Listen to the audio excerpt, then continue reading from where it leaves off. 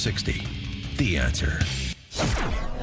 Today, mostly cloudy, breezy, a little rain late this afternoon, a high of 64 degrees. Saturday, there's going to be showers in the morning. Otherwise, clouds breaking for some sunshine. It will be breezy, 67 degrees. And on Sunday, sunshine, a few high clouds, a high of 60. Let's get the travel times. Here's Jim Telemonte. Good Friday morning, Amy. Good morning, Dan. Northwest side, Cicero remains closed at Armitage after an earlier crash. Oak Forest, there's a rollover, 151st and Cicero. The 151st is closed there at that intersection. On the expressways, things look pretty good. Still a little bit of morning work on northbound Lakeshore Drive. Around Navy Pier to North Avenue, 2 lanes affected by some resurfacing. Southbound I-55 has a right lane closure, US 30 to Black Road. That's still 6 this morning. Elsewhere, expressways and tollways still look pretty good. No significant delays yet. Jim Talamonte, ChicagoRadioDeals.com Traffic Center. Here's Dr. Howard, formulator of Balance of Nature, an all-natural, 100% organic fruit and vegetable supplement. Did you know 40% of all cancer could be prevented? That's a fact. Along with maintaining appropriate body weight and regular exercise, the American Institute for Cancer Research and the USDA confirm that eating 9 to 11 servings of fruits and vegetables every day is the key. Now ask yourself, am I at risk? How many servings of fruits and vegetables did I eat today? Balance of Nature has solved this problem and provides an easy and affordable way to consume over 10 servings of 31 different whole fruits and vegetables every day. Get real today. Well, why not just tell Balance of Nature's fruits and veggies. Call toll-free 800-2468-751. That's 800-2468-751. Or go online to balanceofnature.com and be sure to enter promo code Chicago.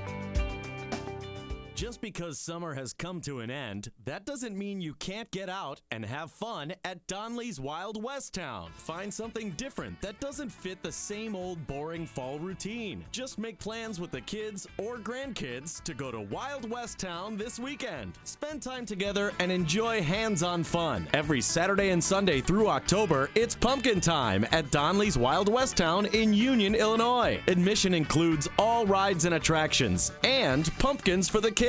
There's a spooky train ride, you'll meet Chief Great Eagle, and see a special Wild West show that will have you on the edge of your seat. A grandparent gets in free with each full-price paid child. Wild West Town is just 45 minutes northwest of O'Hare Airport in Union, Illinois, just off 90. Visit wildwesttown.com for coupons and directions, or call 815-923-9000. That's 815-923-9000. Imagine what you would do if your business had a surplus of utility savings. More than 30% of your building's annual energy use comes from your heating, ventilation, and air conditioning system. Air Comfort, Chicagoland's leading mechanical service provider, understands that you have better things to do with your money. There are new energy incentives offered by Chicagoland's largest utility provider that could help your business save hundreds, even thousands of dollars every month in utility costs. As a preferred partner, Air Comfort works closely with your business. They will identify the opportunities to reduce energy usage, select, purchase, and install equipment, and even help you complete and submit your incentive paperwork. Start saving on your utilities by calling now for your free consultation at 708-345-1900. That's 708-345-1900, or online at aircomfort.com. Air Comfort, a tradition of excellence since 1935. AM 560. The Answer. Dan and Amy are talking Benghazi and Hillary's 10 hours plus worth of testimony yesterday. It was 11 hours, but she took 3 one-hour breaks. And the word email was used, guess how many times? I didn't count. Not that you care, but of course I care about stupid things like that. 302 times the word email was used. Was that too much, or was that the right amount? If I don't know. 303 too much and 301 was not enough? I kept going back and forth. I was doing things and listening, and then watching for a little bit, then listening while I was doing chores. And I don't know. I thought she did a great job. And I know you don't care about, what she looked like or how she, her composure. But that's important to a lot of people, because I thought, and I hate to say this, but she gained people's trust back yesterday. Well, by the way she handled herself. Not if they were listening to the exchanges. And look, for all the criticism of Republicans, this, and Republicans blew it, and all of this handicapping of Trey. Republican performance. I thought Trey Gowdy was good. Yes, I excellent. thought Jim Jordan was good. I thought Susan Brooks, who's a Republican from Indiana, people are probably less familiar with. She's also a former prosecutor. I thought she was good. Congressman Martha Roby did She a was great job. good. Peter Roscom, our own Peter Roscom, was good. I thought he was very good, and because they all took different tacks, which was smart. That's what you're supposed to do. Not speechify, not make redundant points. Tackle. Pompeo was good. They all took different component parts of this very, complicated, textured story. Before we take your calls, and we'll be taking your calls all morning long, 312-642-5600. Peter Roscom, I think he stepped in a little bit. And I'm just saying this because of what I heard from my liberal lady friends. They did not like the way that he attacked Hillary. They were concerned, that is the White House, of the amount of credit that you were getting as opposed to the amount of credit the president's getting. That's true, isn't it, Madam Secretary? Look, the president deserves the lion's share of the credit. Why is the White House uptight that you're taking the credit? Yeah. I mean, first, we need more context to the exchange about the Clinton doctrine, the exchange between Roscom and Hillary about the Clinton doctrine. Actually, Roscom did a nice job of walking her into taking ownership of it. But it was set up. You have to kind of walk this back. If you're actually watching this, it was actually well done by Gowdy, who's a prosecutor. But it was set up. What Roscom did was set up by what Susan Brooks did. I assume that was intentional. Yeah. But Susan Brooks, again, the Republican from Indiana, she comes out with a bit of a theater of her own, presenting two piles of emails. This pile represents the emails that you sent or received about Libya in 2011, from February through December of 2011. This pile represents the emails you sent or received from early 2012 until the day of the attack. There are 795 emails in this pile. We've counted them. There are 67 emails in this pile in 2012. And I'm troubled by what I see here. And so my questions relate to these piles. In this pile in 2011, I see daily updates, sometimes hourly updates from your staff about Benghazi and Chris Stevens. When I look at this pile in 2012, I only see a handful of emails to you from your senior staff about Benghazi. Now, take what Susan Brooks just laid out in terms of the emails, the intensity of the engagement on what was happening in Libya in 2011 versus 2012 is indicated by their own communications on topic. And then listen to what Peter Roscom had to say about the Clinton doctrine. Well, you just recited the Clinton doctrine to us, and let me tell you what I think the Clinton doctrine is. I think it's where an opportunity is seized to turn progress in Libya into a political win for Hillary Rodham Clinton. And at the precise moment when things look good, take a victory lap, like on all the Sunday shows 3 times that year before Gaddafi was killed, and then turn your attention to other things. And isn't that precisely what happened? That is exactly what happened. Yep. Roscom nailed it. I thought he was good as well. And Roscom was room temperature. I don't think he was particularly antagonistic towards Hillary. Ed and Oak Brook, you're on Chicago's Morning Answer. You know why the Democrats win? Because they have their eye on the prize, and the prize is the White House. You could have the House, you could have the Senate, and you cannot do what the White House can do. Obama has proved that. And if you look at what Hillary did, yeah, she lied. Everyone knows she lied. But she lied for Obama to keep him in office, and the deal was probably made that he would help her win the next election. So you know what? Hillary actually looked great in this because she took it for the team because they have the eye on the prize. I don't want her anywhere near that White House, but I'm just saying they played to win, where Republicans are playing, like you said earlier in the show, just to, get the number of passes and how many times we mentioned emails and crap like that. Well, thanks for the call. Thanks for the call. Yeah, because the election was 6 weeks away. I mean, this was all orchestrated by Obama and Valerie Jarrett. Susan Rice is going to go take the fall.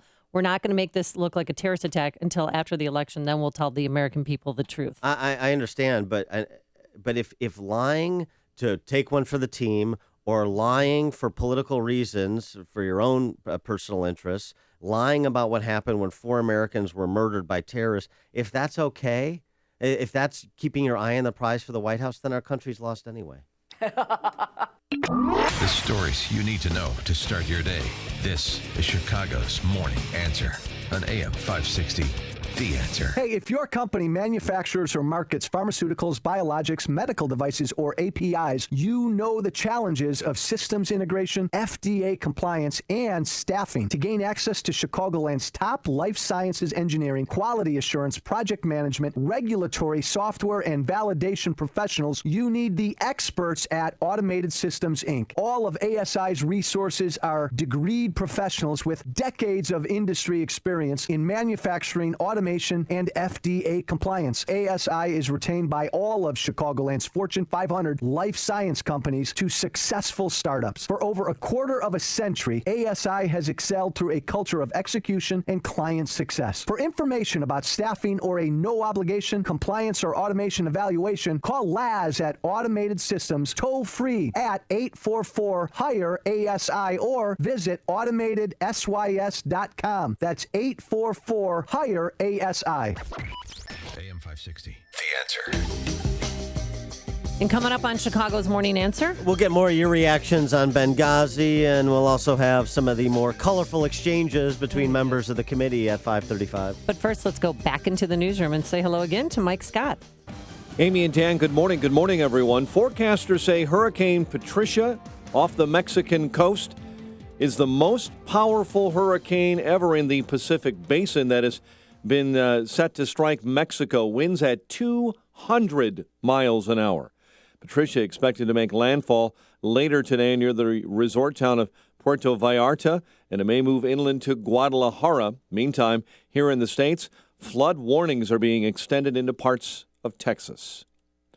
Mayor of a town near Bordeaux, France, where 42 were killed in a bus-truck collision, tells French television the driver of that bus managed to open a door, allowing 8 to escape. Both vehicles caught fire, and the mayor of that town says helicopters are evacuating severely burned victims.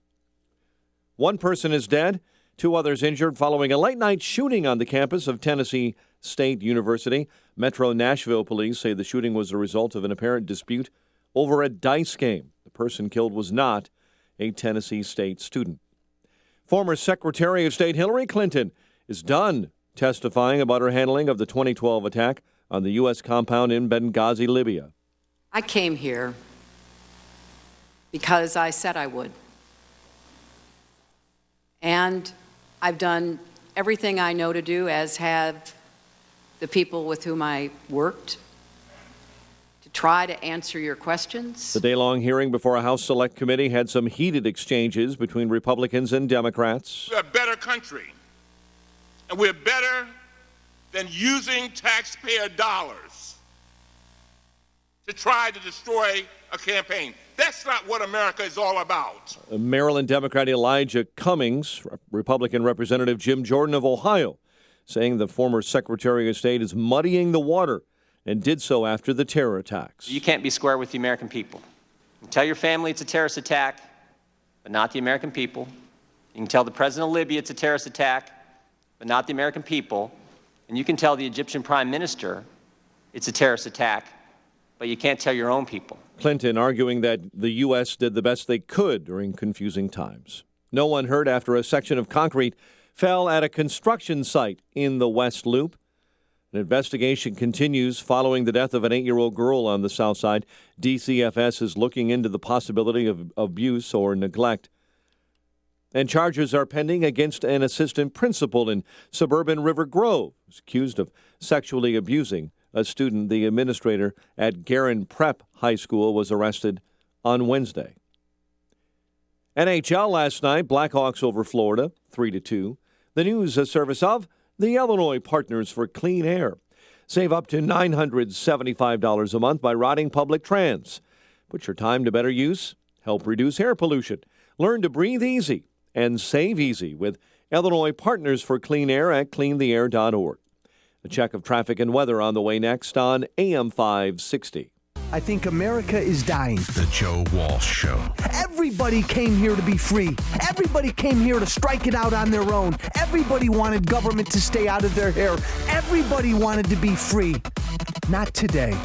We have way too many people in America who no longer want that America. The Joe Walsh Show. Weeknights starting at 5. Right after Sean Hannity at 2 on AM 560. The Answer. This hourly segment is brought to you by Papa Nicholas Coffee. Papa Nicholas Coffee, roasted fresh daily in Batavia, Illinois. Good morning, Mr. Spencer. I hope this email finds you well. Hey, Donna. What was that? Your sleep. My sleep? Where are you? Good question. You look like crap, by the way. Hey! Just saying. I'd like to help, but you sleep on that busted pillow from college, and it's keeping me away. I'm sleeping. Oh, so you meant to put on 2 different shoes this morning. Rear end that cop. And call your boss Cheryl. We're on a first-name basis. His name is Larry. Oh. Get a My Pillow, Donna. Your pillow? No, My Pillow. It's a pillow customized to you, so it's yours. But it's called My Pillow because... Just get it. Fine. Then we'll see how smart you are. Sleep? Yes, we will. Person talking to invisible nothingness. Try the adjustable, washable, incredibly comfortable MyPillow and get the sleep you've been missing, whether you know it or not. Okay, let's regroup on Wednesday. Donna, get some sleep. I'm on it, Cheryl. Make your pillow MyPillow. For the buy one, get one free offer, visit MyPillow.com or call 800-489-0201 and use the promo code AMY. Founded in 1922, Unico National is the largest Italian-American service and charitable organization in America with over 120 local chapters in 22 states. Its volunteer members support scholarships, cancer research, mental health, coolies anemia, and many local causes while celebrating their Italian heritage. Chicagoland Unico chapters invite you to this special free event. Rediscover your Italian heritage. Wednesday, November 4th at Casa Italia in Stone Park. Join your neighbors of Italian heritage for an evening of enjoyment with Italian food tastings, Italian lessons, cultural info, and more. Plus the opportunity to join Unico. This is a free event, but reservations are required. Call 1-800-947-0137 to reserve your spot. 800-947-0137 or visit unico.org. That's UNICO.org. Unico National. Rediscover your Italian heritage. 800-947-0137 or unico.org. That's UNICO.org. 5:37 in our Chicago RadioDeals.com traffic center. The latest on the morning commute. Here's Jim Talamonte. Thanks, Mike. In Oak Forest, 151st is closed at Cicero due to a rollover crash. Northwest side, Cicero still closed at Armitage due to an overnight collision. Inbound Stevenson, we're seeing delays. Pulaski to Kedzie and State Street to Lakeshore Drive. It's really jammed up there in recent days because of the road work. Looking at about 37 minutes, 355 to Lakeshore Drive. Ryan has a 5-minute delay coming into downtown. I-57, a 2-minute delay approaching the merge. Bishop Ford, a 6-minute delay from 115th to the Ryan. Traffic service of TrueCar. Save time and money by downloading TrueCar's mobile app. Configure the new car you want and see what others paid for it. Lock in guaranteed savings from TrueCar certified dealers in your area. Most users save over $3,000 off MSRP. Save time, save money, never overpay. Download the TrueCar app today. Traffic answers when you need them most. I'm Jim Talamonte, AM 560, The Answer. Chicago's Morning Answer continues next. Your official Chicagoland weather forecast from the AirComfort.com Weather Center. Air Comfort, your commercial HVAC solution provider. Cloudy, breezy, a little rain this afternoon. High 64. Periods of a rain and maybe a thunderstorm overnight, low of 60. 53 at O'Hare, winds out of the east at 10. Next news at 6. Chicago's Morning Answer with Dan and Amy continues next on AM 560, The Answer. This hourly segment is brought to you by Kelly Financial Services, helping you secure your financial future today. Visit kellyfinancialservicesinc.com. You want more than just the headlines? Find out what's going on and what it means with me, Dennis Prager, this morning at 11, right here on AM 560, The Answer. Dan and Amy, talking Benghazi, getting your reactions, taking your calls, 312-642-5600, turnkey.pro answer line, 646-36DA, turnkey.pro text line. And I'll tell you, it's interesting to get the assessments of Hillary Clinton, kind of the one-word assessments. A corrupt, liar, or incompetent. I don't think she's incompetent. Oh, no. She knows exactly what she's doing. She's poised and calculated, but you know why I think she won yesterday, Dan? Because she showed compassion. You know, I've thought more about what happened than all of you put together. I've lost more sleep than all of you put together.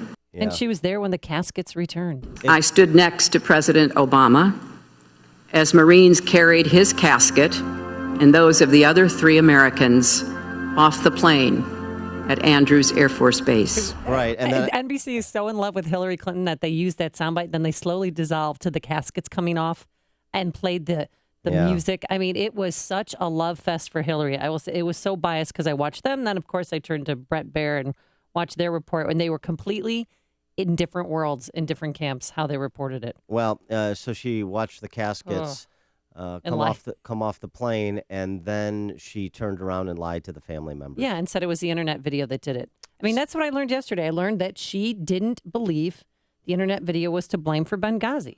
And that Chris Stevens, she never received a direct request from Chris Stevens for more security. So the question of competence or conniving, it is not incompetence. And Sean Smith's uncle said, she should resign from resign from ever running from any public office because she's incompetent. She's not incompetent. And their family members were in the first row yesterday. She is conniving. Her actions are purposeful. What people don't understand, and people always have a difficult time ascribing bad motivations to others, even when the evidence suggests that's obvious the motivations are what they are. People are the means to her political ends. If people become inconvenient, if people get in the way, if you have to rewrite history in order to, and even marginalizing people or disrespecting their service to our country in the process of pursuing your political ends, and that's just what you have to do. That was what was on display yesterday. And so the question becomes, does character matter? It doesn't matter. It doesn't matter in the President of the United States or any other public official. It doesn't matter. Is it okay if you are lied to your face, if you're treated like a chump, will you just go along? Go along to get along? And support people who lie to your face? I know the answer in Chicago and Illinois, from whence Hillary springs, just like from whence Obama sprung. I know what the answer is, yes. We're happy to have people lie to our face. No, but I'm telling you, I don't think this is going to be a general election issue.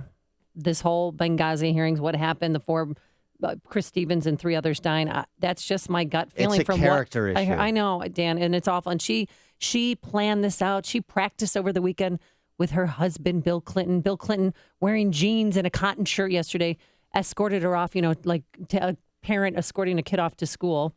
Like, good luck, and he's holding a cup of coffee. Good luck out there, Hillary.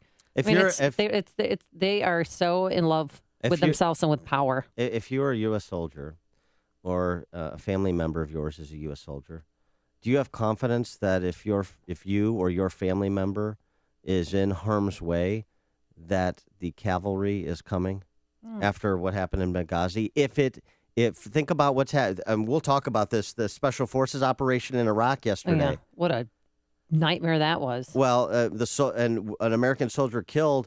I don't think it's going to be concluded that he was killed in combat because this is an off-book operation. Remember, we don't have boots on the ground in Iraq. No, we only have there for protection. We only have advisors, not even protection. We have advisors there. So they're not in combat situations. This was obviously a U.S. Special Forces mission. Yeah, working with the Kurds, and the people that they rescued, not one of them was a Kurd. They rescued people. They were ISIS defectors. Mac on the South Side. You're in Chicago's Morning Answer. Hey, Dan. Hey, Amy. Hey. Oh, this is the issue, and I mean, I know it comes across. I call in a lot, and you guys may think that I'm just a liberal trying to call in, and that's truly not it. But my issue with Trey Gowdy, my issue with Jim Jordan, the one congressman from Kansas, I don't remember his name. It's not. The problem isn't their evidence. That they did have evidence, and in some cases it was compelling. The problem is how they play the game. And I know people don't want to say, they say when American lives are involved, it's not a game. But just politics in Washington, over the last 200 years, it's a political game. And the problem, the way I see it, is that these guys don't know how to play it. They want to get on camera. They want to antagonize her. They want to bully her. They want to treat her a certain way. And it makes the American public rally around her. You said that it's a Hillary love fest, but, people in this country don't want to see, a woman, the first serious woman running for president. They don't want to see her get bullied in that way. And to me, in my personal opinion, until some of these extreme conservatives, like the members of the Freedom Caucus, until they start to understand how to portray things in the public, they're always going to be looked at this way. Thanks for the call, Mac. I disagree, Mac. But it just depends on what network you were watching. I mean, NBC made it look like she was being attacked constantly.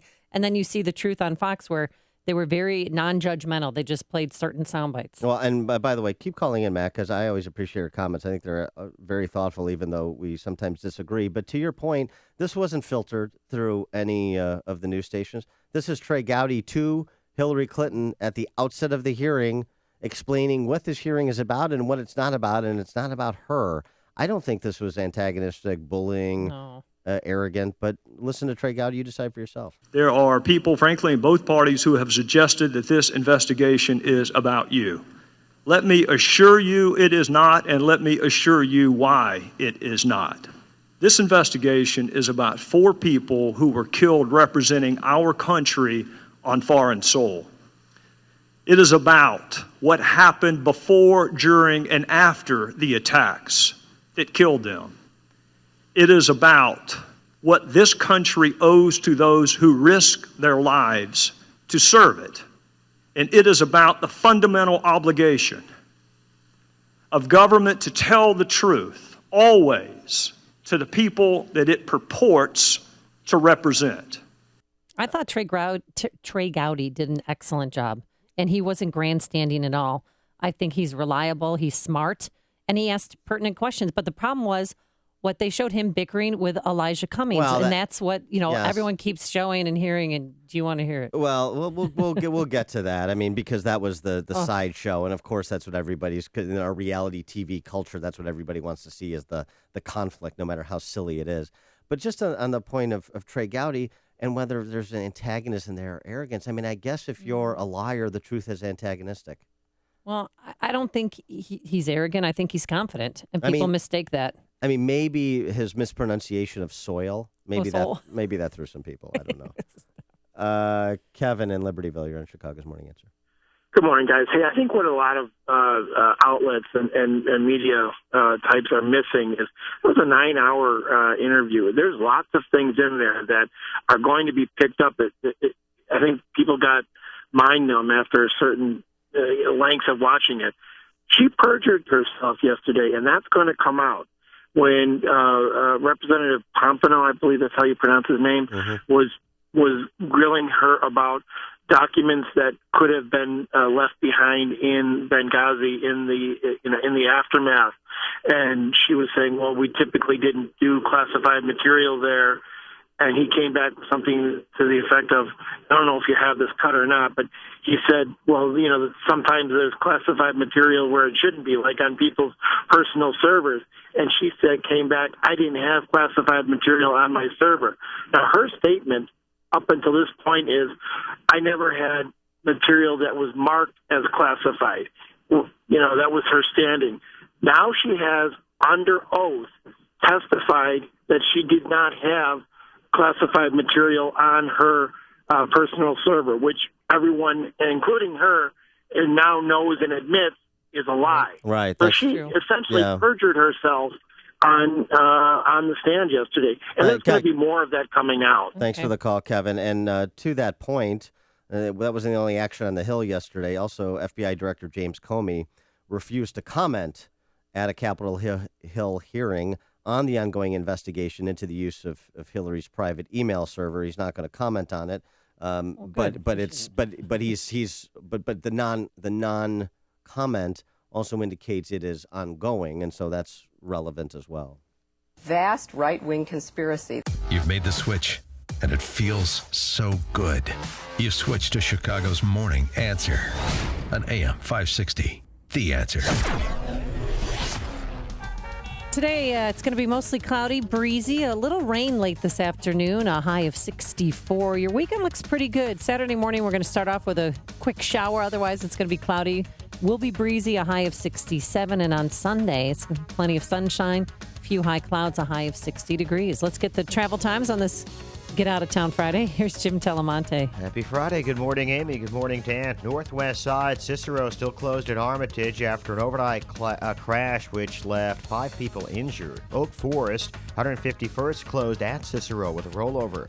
Inbound Eisenhower, a little heavy now, Manheim to first. 31 minutes, Thorndale to downtown. Stevenson has delays, Pulaski to Kedzie, and then it's stop and go from just past the Ryan to Lakeshore Drive because of road work. 39 minutes, 3:55 to Lakeshore Drive. Ryan has a 5-minute delay coming into downtown. Bishop Ford, a 6-minute delay from 115th to the merge. Tollways are good. I'm Jim Talamonte, ChicagoRadioDeals.com Traffic Center. You've invested your heart and soul into your business, and the way you conduct yourself can have long-term effects on its success. The same goes for your business insurance. Your policy's coverage and reaction time when you have a loss can also have long-term effects on your business's success. Knowing the right amount of coverage and how to manage risk is what Heil & Heil Insurance Agency does best. At Heil & Heil, they provide you with a specialized commercial agent who can work with your business to keep it successful while minimizing risk. Let Heil & Heil find the best ways to protect it and reinvest the savings back into it. Call Heil & Heil Insurance today at 847-866-7400 for a free comprehensive evaluation of your business insurance. That's 847-866-7400 or visit them online, heilandheil.com. Make sure your business is in the best position to succeed. Call Heil & Heil Insurance today, 847-866-7400 or visit heilandheil.com. You own a European auto and you love it. Style and performance, it's not a car. You own a special engineering work of art. I know, because I own one too. This is Dan Proft for Midwest Performance Cars. Through the month of October, Midwest Performance Cars will do a $39 winter prep inspection on your European car. A $39 winter prep inspection. And they'll top off all your fluids. That's a $125 value for just $39. Through October only.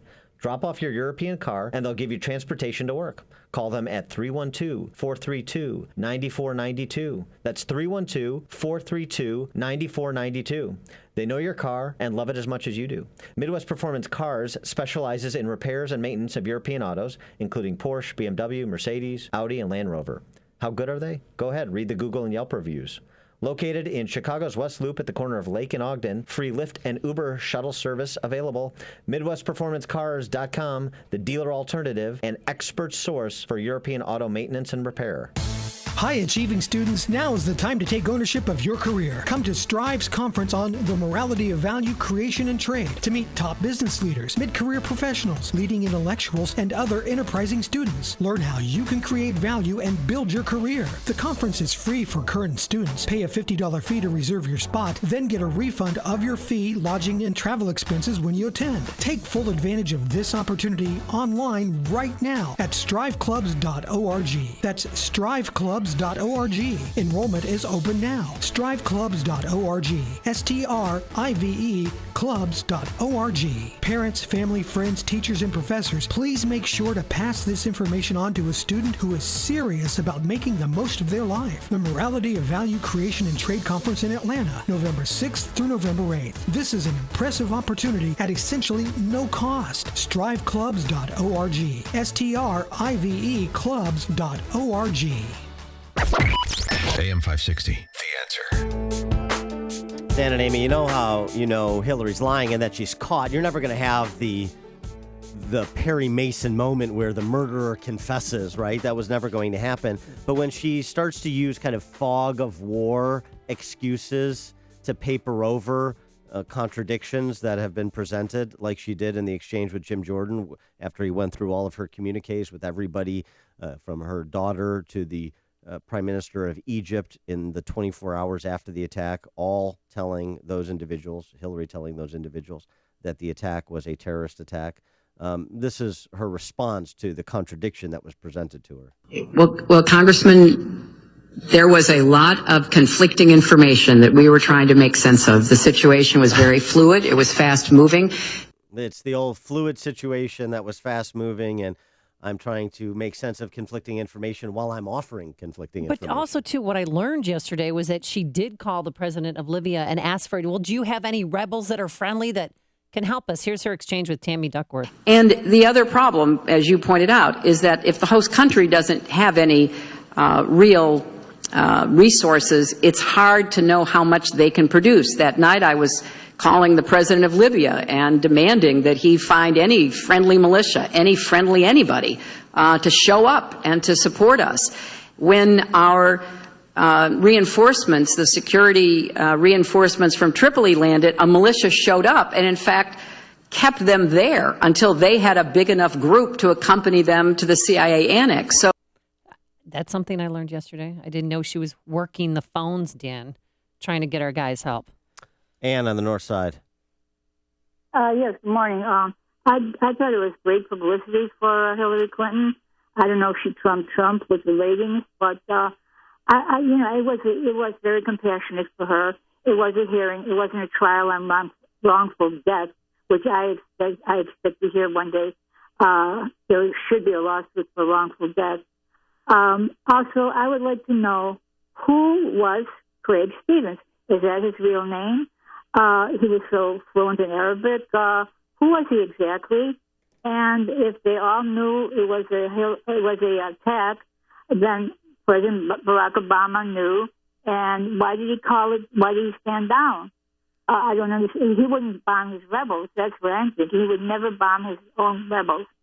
So there's a lot more that we've got to learn about this. I didn't learn anything about Benghazi yesterday. Thanks for the call, Ann.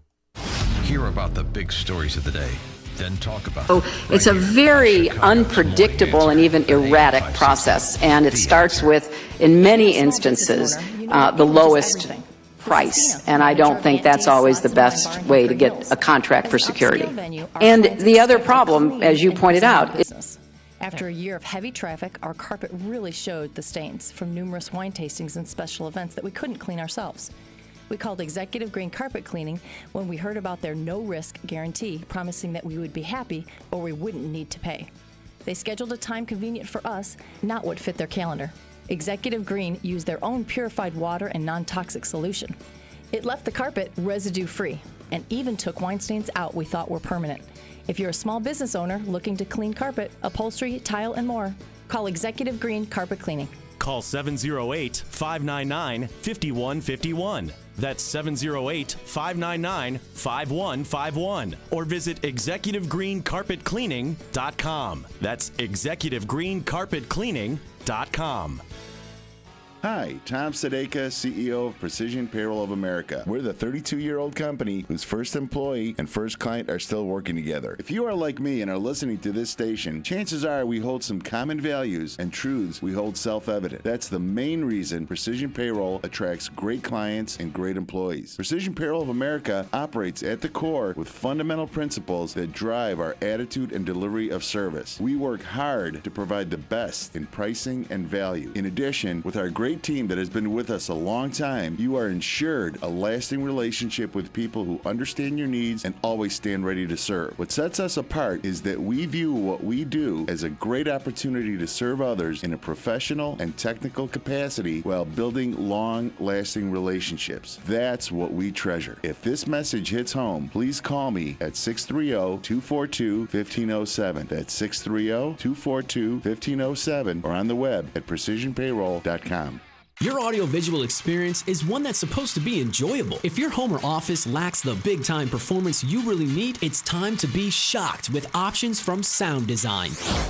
Sound Design has the technical background to build it all. They know the value of seeing a project through to the end, and Sound Design will stick with you until you're satisfied, even post-job. Home theaters, office video, and sound design. Sure, you can go order equipment from a big box store, but then what? Yikes. Sound Design knows they set the industry standard. This is a company that will take a potential new customer to a current customer space to show off their handiwork. That's why people rave about audio and visual solutions from Sound Design. Be sure to get a demo of the Bang & Olufsen speakers, where sophisticated, sleek design meets amazing sound and function. You can visit sounddesigninc.com, but if you really want expert answers to your questions, call 630-548-7000. That's 630-548-7000. Sound Design, where quality service and installation makes the difference.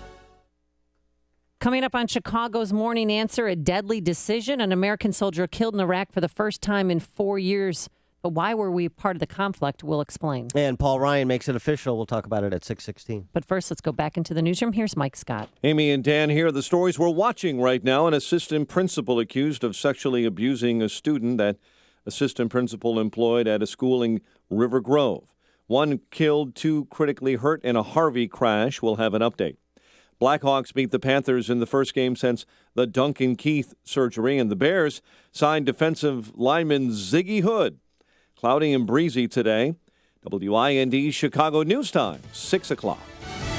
Fox News Radio, I'm Dave Anthony. A monster lurks in the Pacific. The most powerful hurricane ever recorded in the Western Hemisphere, Patricia, with 200-mile-an-hour winds on a crash course today with southwest Mexico. Landfall's not far away. It's going to be during the daytime. This is a potentially really devastating scenario. John Cangelosi at the National Hurricane Center. Mexicans are boarding up, stocking up, shelters are being prepared, and Patricia will move north toward Texas, bringing a lot of rain from San Antonio up to Dallas. Some areas already flooded yesterday before the storm hits. It's a grim scene of charred bodies and debris in France after a fiery bus crash. Fox News Radio's Simon Owen live in our European bureau. Dave, the bus colliding with a truck before catching fire. Officials say 42 people are dead, making this France's deadliest road crash in 33 years. Those killed were mainly elderly people on a day trip. Happened on a country road. According to the local mayor, the bus driver saw the accident coming and managed to open the door, allowing 8 people to escape. Dave. Simon, it was a long day for Hillary Clinton testifying before the House Benghazi Committee probing the deadly attack at the U.S. consulate in Libya. Fox News Radio's Jared Halpern live at the Capitol. And the questioning continued from mid-morning to late into the night. The questions are increasingly badgering. Committee Democrat Adam Smith accusing his Republican counterparts of vicious attacks. You said everybody else is responsible for everything else. What were you responsible for? I was responsible for quite a bit, Congressman. I was not responsible for specific security requests and decisions. Committee Republicans like Lynn Westmoreland repeatedly asking about security upgrades requested by Ambassador Chris Stevens before that deadly attack. Requests Clinton says were made to security experts, not to her. Dave. Jared, a shooting late last night at Tennessee State University. 1 person's dead. He was not a student. It's not clear if the shooter was. 3 women who are Tennessee State students were shot as they passed by, but not seriously hurt. Fox News Radio. Fair and balanced. Cloudy and 53 degrees. 6:02 is our time on AM 560. The Answer. Good morning. I'm Mike Scott. A construction accident yesterday. No one hurt, but a section of concrete fell nearly 20 stories at a construction site in the West Loop. Fire officials say part of a wall collapsed yesterday while concrete was being poured inside the 100 block of North Riverside Plaza. Crews then had to search that debris to make sure no one was trapped or injured. A man is dead, 2 others critically hurt following a car accident in Harvey. Authorities say a vehicle carrying 3 men slammed into the underneath of a semi-tractor trailer at 159th and Center. At the point where we subpoena the phone records and track the last text or the last phone call, that will probably widen the scope for us to be able to determine exactly what happened. Spokesperson Sean Howard saying yesterday after Wednesday night's accident, they went after the records and now they believe the driver may have been texting. An investigation continues following the death of an 8-year-old girl on the South Side. DCFS looking into the possibility of abuse or neglect. Charges are pending against an assistant principal in suburban River Grove who's accused of sexually abusing a student. The administrator at Guerin Prep was arrested Wednesday. Police say the incident did not happen on school campus and the suspect has been on leave since allegations surfaced last month. Governor Rauner firing back at 2 of his Republican predecessors who've criticized his handling of the budget impasse. Responding to comments by Jim Edgar and Jim Thompson, the governor saying in Springfield his pro-business reform plans will mean short-term pain for some and for most, very long-term gain. Could be more trouble for former U.S. House Speaker Dennis Hastert. There's a different set of trouble to worry about now as a federal judge is reviewing conversations between the FBI and a man suing Hastert to determine if Hastert's lawyers should have access to them. Jay John, a former business partner, is suing Hastert and reportedly claims to have evidence that Hastert used a government-funded office to conduct personal business ventures. In the NHL, the Blackhawks winners over Florida. Thursday night NFL. Russell Wilson and the Seahawks beat the 49ers 20-3. The news, a service of Fresh Thyme. Celebrate the grand opening of Fresh Thyme Farmers Markets in Chicago's Bucktown and in Lincoln Park, Crystal Lake, and Naperville. With juicy blackberries, just 77 cents for a 6-ounce package. You can get more details on the grand opening at FreshTime.com. A check of traffic and weather on the way next on AM 560. Sean Hannity doesn't believe Hillary's new persona. She's going to make a concerted effort on the campaign trail now to be funny, to be warm, to be transparent. Just because she says it doesn't make it true. She's not funny, she's not a warm person, and she's not somebody that has a lot of fidelity to the truth. I mean, it's the exact opposite. The Sean Hannity Show. Afternoons at 2, right before Joe Walsh at 5 on AM 560. The Answer. The following is a paid political announcement. I'm Willie Wilson, candidate for President of the United States. As President, I will make economic empowerment a priority. Paid for by Willie Wilson 2016. This hourly segment is brought to you by Papa Nicholas Coffee. Papa Nicholas Coffee, a family tradition since 1897.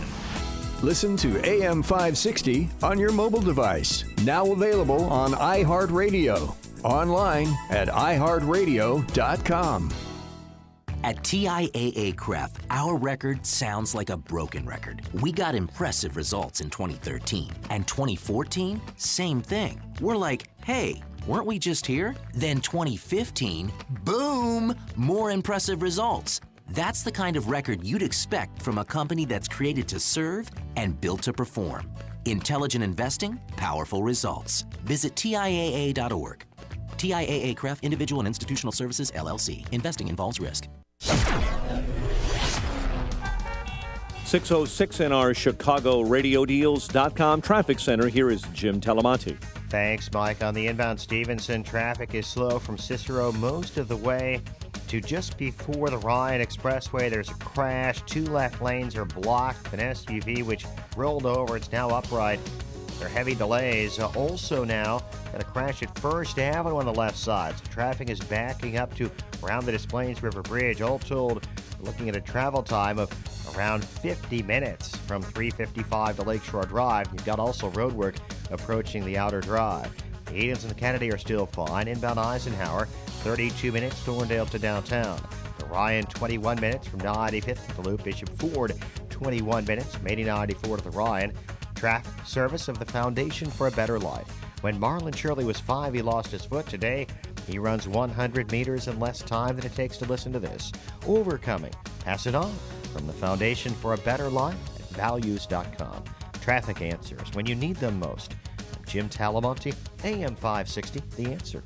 Chicago's Morning Answer continues next. Your official Chicagoland weather forecast from the AirComfort.com Weather Center. Air Comfort, your commercial HVAC solution provider. Here's meteorologist Kevin Snyder. A mostly cloudy and breezy day with gusts up to 20 miles per hour. Little rain late in the afternoon, high 64. Breezy tonight with gusts up to 30 miles per hour with periods of rain and a thunderstorm with a low 60. A morning shower in spots, then some sun tomorrow, high 67. I'm Kevin Snyder on AM 560, The Answer. 53 at O'Hare. Next news coming up at 6:30. Chicago's Morning Answer with Dan and Amy continues next on AM 560, The Answer. This hourly segment is brought to you by Turnkey IT, giving you the freedom to focus on your business while they handle the technical stuff. Turnkey IT. Good morning. Welcome to your Friday morning briefing. Here's what you need to know to start your day. Former Secretary of State Hillary Clinton has stood her ground in the face of withering Republican questioning over her handling of the consulate attack that killed 4 Americans in Benghazi, Libya during her watch 3 years ago. We owe them and each other the truth. The truth about why we were in Libya. The truth about what we were doing in Libya. Well, Congressman, there was a lot of conflicting information that we were trying to make sense of. The situation was very fluid. It was fast moving. This is Chicago's Morning Answer with Dan Proft and Amy Jacobson on AM 560. The Answer.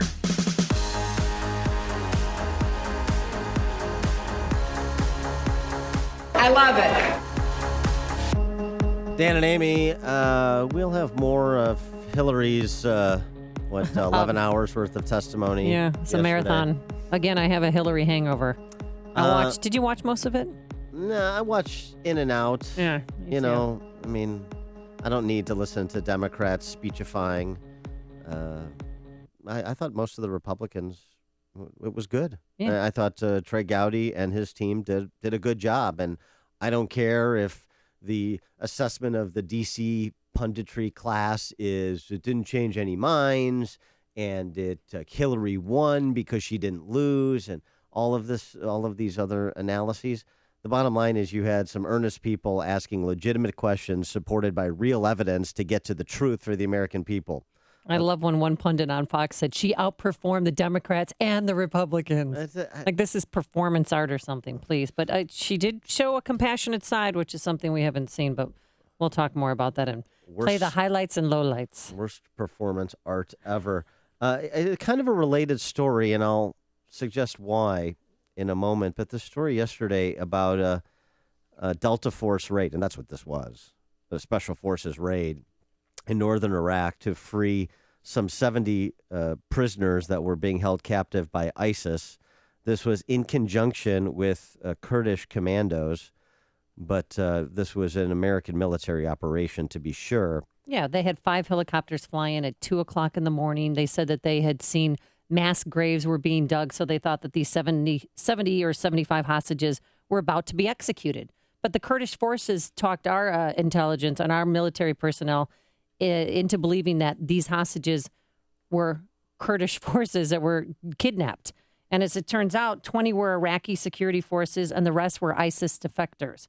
So they saved them regardless, and they took 5 ISIS guards with them as well. And they said that they took some intelligence material, too, back with them. And I just think we got bamboozled on this one. And because...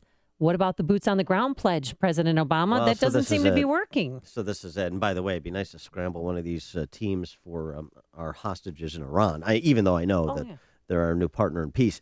But here is what General Lloyd Austin, who is head of the U.S. Central Command, said about the operation. And then a soldier was killed in the operation. A U.S. soldier was killed in the operation, unidentified to this point for obvious reasons. But General Austin's statement, listen to this, and think Fort Hood in your mind when you're listening to this.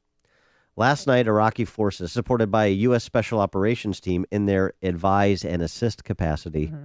Oh, they're really advising and assisting. Shoot over there. Conducted a complex and highly successful operation that resulted in the freeing of approximately 70 hostages held by ISIL in a prison in northern Iraq.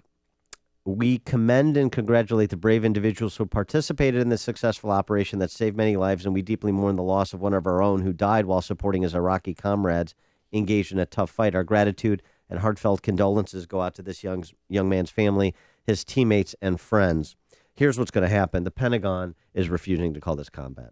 Oh, they are. This is not going to combat death, and it is because of exactly what you just said, because they have to hew the line and keep President Obama's statement about Iraq semantically true. And his statement about Iraq is this: we have advisors in Iraq through our embassy, and we're prepared to send a small number of additional American military advisors, up to 300, to assess how we can best train, advise, and support Iraqi security forces going forward. American forces will not be returning to combat in Iraq, but we will help Iraqis as they take the fight to terrorists who threaten the Iraqi people, the region, and American interests as well. So advise and support, and then you hear the same thing from General Austin, advise and assist capacity. So this is not going to be a combat death. And what a disservice to the U.S. soldier who was killed. Fighting.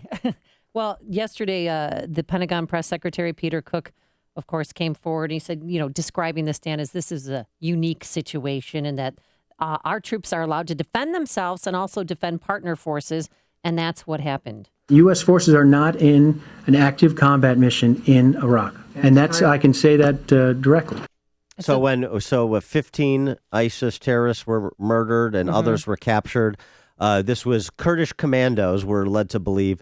Well, they were on the front line, and the American troops the special forces were behind them. And they said that Bull felt jive. their lives were in danger, so they started exchanging fire with ISIS. This is exactly what ISIS wanted. They wanted, the fight on their home field. And they're claiming victory this morning because they killed an American in Iraq. No, the only victory they're getting is because of the self-imposed political correctness of our military. Kurdish commandos are leading this mission. Does anyone believe that? Does anyone believe that our Delta Force soldiers are going to take a backseat to any unit in the world? We have the best trained military in the world. It's not close. An operation like this, a complicated operation, a life-risking operation as so indicated by what occurred, you think that our men will or should, under any circumstances, be directed by Kurdish commandos and be in the advise and assist capacity? Give me a break. I don't know, it's such a joke. I mean, we used our helicopters. We flew the Kurdish forces there, and they're claiming, well, we put them out there, and then they needed backup, and innocent lives were in jeopardy. That's why we had exchange fire with the ISIS guards. And this is why truth is important. And so we have a Secretary of State who has lied to the American people over and over and over again, as was on full display yesterday. And we have a president of the United States who has made the military complicit in his lies, because we have to keep up this. American forces will not be returning to combat in Iraq. We have to keep up the pretense of the president's statement. So we have to call this special forces operation and a U.S. soldier who was killed rescuing foreign kind of comrades in arms, ostensibly. We have to pretend that that's not a combat death. I mean, don't you get sick of the pretending? Don't you get sick of the lying? Don't you get sick of being lied to by the commander-in-chief, by top foreign service officers in the federal government? I mean, at some point, is it ever enough for people? 312, I don't know, 312-642-5600. And the death of this American whose service branch has not been disclosed as well. I think that they're, dragging their heels on releasing his name, because to get to the family members to say, look, please support us, please support this mission. Don't bash the Obama administration to the media. I have no idea, but this is going to be, this is going to be so much workplace violence all over again. Steve in Hinsdale. Yes, very quickly about the Benghazi Committee. I'm old enough to remember the Warren Committee. The federal government tried to sell us a bill of goods that Lee Harvey Oswald was a lone wolf gunman. We all know that was a piece of crap. The Benghazi, and we're still talking about the Warren Commission. The Benghazi Commission has lots of work to do still. This is not over. They did a terrific job yesterday. I can't wait to see Gowdy up there grill her, again. One final comment. Did you see the team of lawyers with Clinton? 8, 9, 10. Now, is that a middle-class typical day at the office where you drag 8, 9 lawyers to work with you? God forbid, Dan, if you needed them to help you with your job. Goodbye. Thank you for the call, Stephen. She needed every single one of them. It's news, opinion, insight. This is Chicago's Morning Answer on AM 560. The Answer. Coming up next, it's exactly as Dan Proft predicted. You're going to have a new House Speaker soon, and his name is, well, we'll tell you. But first, here's your forecast. Today's going to be cloudy, breezy, a light rain in the afternoon, a high of 64 degrees. Your weekend looks pretty good. Saturday, we'll have a morning shower. Otherwise, clouds breaking for some sun, a high of 67. On Sunday, sunshine, but a little bit cooler, a high of 60. Let's get the travel times. Here's Jim Talamonte. Thanks, Amy. Northwest side, Cicero remains closed at Armitage due to an early morning crash with injuries. Edens is fine. Kennedy, no heavy delays yet. The Eisenhower, slow Manheim to First Avenue. 33 minutes Thorndale to downtown, outbound 30. Problems on the Stevenson. There's a crash inbound at First Avenue on the left side before the ride. An earlier collision has cleared. We have heavy delays. It's 55 minutes from 355 to Lakeshore Drive, outbound fine at 34. Orion, 21 minutes, 95th to downtown. I-57, Bishop Ford, both 21 minutes from I-80 to the merge. I'm Jim Talamonte, ChicagoRadioDeals.com, Traffic Center. So often on the show, we talk about the important issues that affect your world, like the economy, education, foreign policy. But because there's always so much going on, and we don't always have the time to drill down and talk about the big ideas behind the big issues, it's one of the reasons I'm involved with a new website along with the Illinois Policy Institute called Upstream Ideas. That's online at upstream-ideas.com. At Upstream Ideas, you'll find info that will provide texture to the discussions we're having here on this show and elsewhere. At Upstream Ideas, we broaden the parameters of debate and move beyond the same old partisan assumptions. In other words, we're pushing against the current and thinking upstream. Check out a interview I did with Kristen McQuarrie, Chicago Tribune editorial board member, that has been posted, where, among other things, she talks for the first time about her controversial Katrina column. Go online now to upstream-ideas.com. That's upstream-ideas.com. With each visit, you'll be armed with new info and fresh perspectives to spur you on to make the state of Illinois and the good old USA a bit more free, a bit more just, and a bit more civilized. Call Quicken Loans now at 800-QUICKEN to see if you qualify for the government's Home Affordable Refinance Program, or HARP. And for 5 years in a row now, J.D. Power has ranked Quicken Loans highest in the nation in customer satisfaction. And for the second year in a row, they've also ranked us highest in mortgage servicing. Call 800-QUICKEN or visit QuickenLoans.com. Visit jdpower.com for award information. Call for cost information and conditions. Equal housing lender. Licensed in all 50 states. NMLSConsumerAccess.org. Number 3030. It's the Yellow Tag event, and now is the time to find your ultimate adventure. Whether it's a Can-Am ATV, side-by-side, Can-Am Spyder, or Ski-Doo snowmobile, you can turn up the excitement for any season with our industry-leading performance and technology. Hurry in by October 31st and save up to $3,000 on select 2015 models and get up to a 3-year warranty. Visit Dockside Marine in Wilmington. Restrictions may apply. See your dealer for details. For safety and training info, contact the ATV Safety Institute. I love the product, and I highly recommend it to anybody. Boy, oh boy, I feel terrific. Nothing compares with this. It's a great product. I love it. I haven't been sick since I've used it. A little bit more than a year, or just about a year now. Never the case before. I have noticed a remarkable difference. I don't want to stop using it. It has really kicked into my system. I just believe in it. That's all I can say. I feel more sustained. It's good. I'm not fatiguing as much. Really making a difference in my life. The quality of my sleep has improved exponentially. They're just awesome. When you can give your body a full variety of 31 different fruits and vegetables in their 100% natural, whole food form, you receive the unmatched balance of nutrition. Call toll-free 800-2468-751. That's 800-2468-751. Or go online to balanceofnature.com and be sure to enter promo code CHICAGO. There are two kinds of pain. Pain that goes away and the worst kind, chronic pain. If you suffer from chronic pain, life is not complete and it can be miserable. Unfortunately, most people use narcotics that mask the pain. You need to find the source of the chronic pain and get relief. This is Dr. Ken Candido of Chicago Anesthesia Pain Specialists. We're serious players in the management of pain, and our team are national leaders as well as being educators in the treatment of pain. We will work with you to diminish or eliminate your pain and help you get your life back.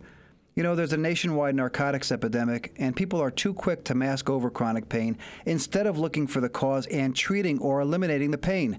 Contact us. We will help you. Go to mypainchicago.com. Call and make an appointment with some of the best pain people in the nation, located here in Chicago. mypainchicago.com. You or someone you know suffers. End the suffering of chronic pain. mypainchicago.com. Let's make you pain-free. AM 560, The Answer. Dan, you were right. You said this yesterday, exclusive information on this show. You had, your sources told you that Paul Ryan was in, and gosh darn it, you were correct. You wrote a letter yesterday, a commitment letter. Blind squirrel. Yeah, I never thought I'd be speaker, said Paul Ryan, but I pledged you that if I could be a unifying figure, then I would serve, I would go all in. He's all in. And he's going to be the next speaker, a pro forma vote next week. Interesting piece in the Washington Examiner by Philip Klein. Paul Ryan is neither a hero nor a villain of conservatism, because there's still some grassroots conservatives that are not too keen on Paul Ryan. They see him as an extension of Boehner. They see him in terms of some of his big government votes, admittedly bad votes for George W. Bush's Medicare Part D prescription drug plan, the Wall Street bailout.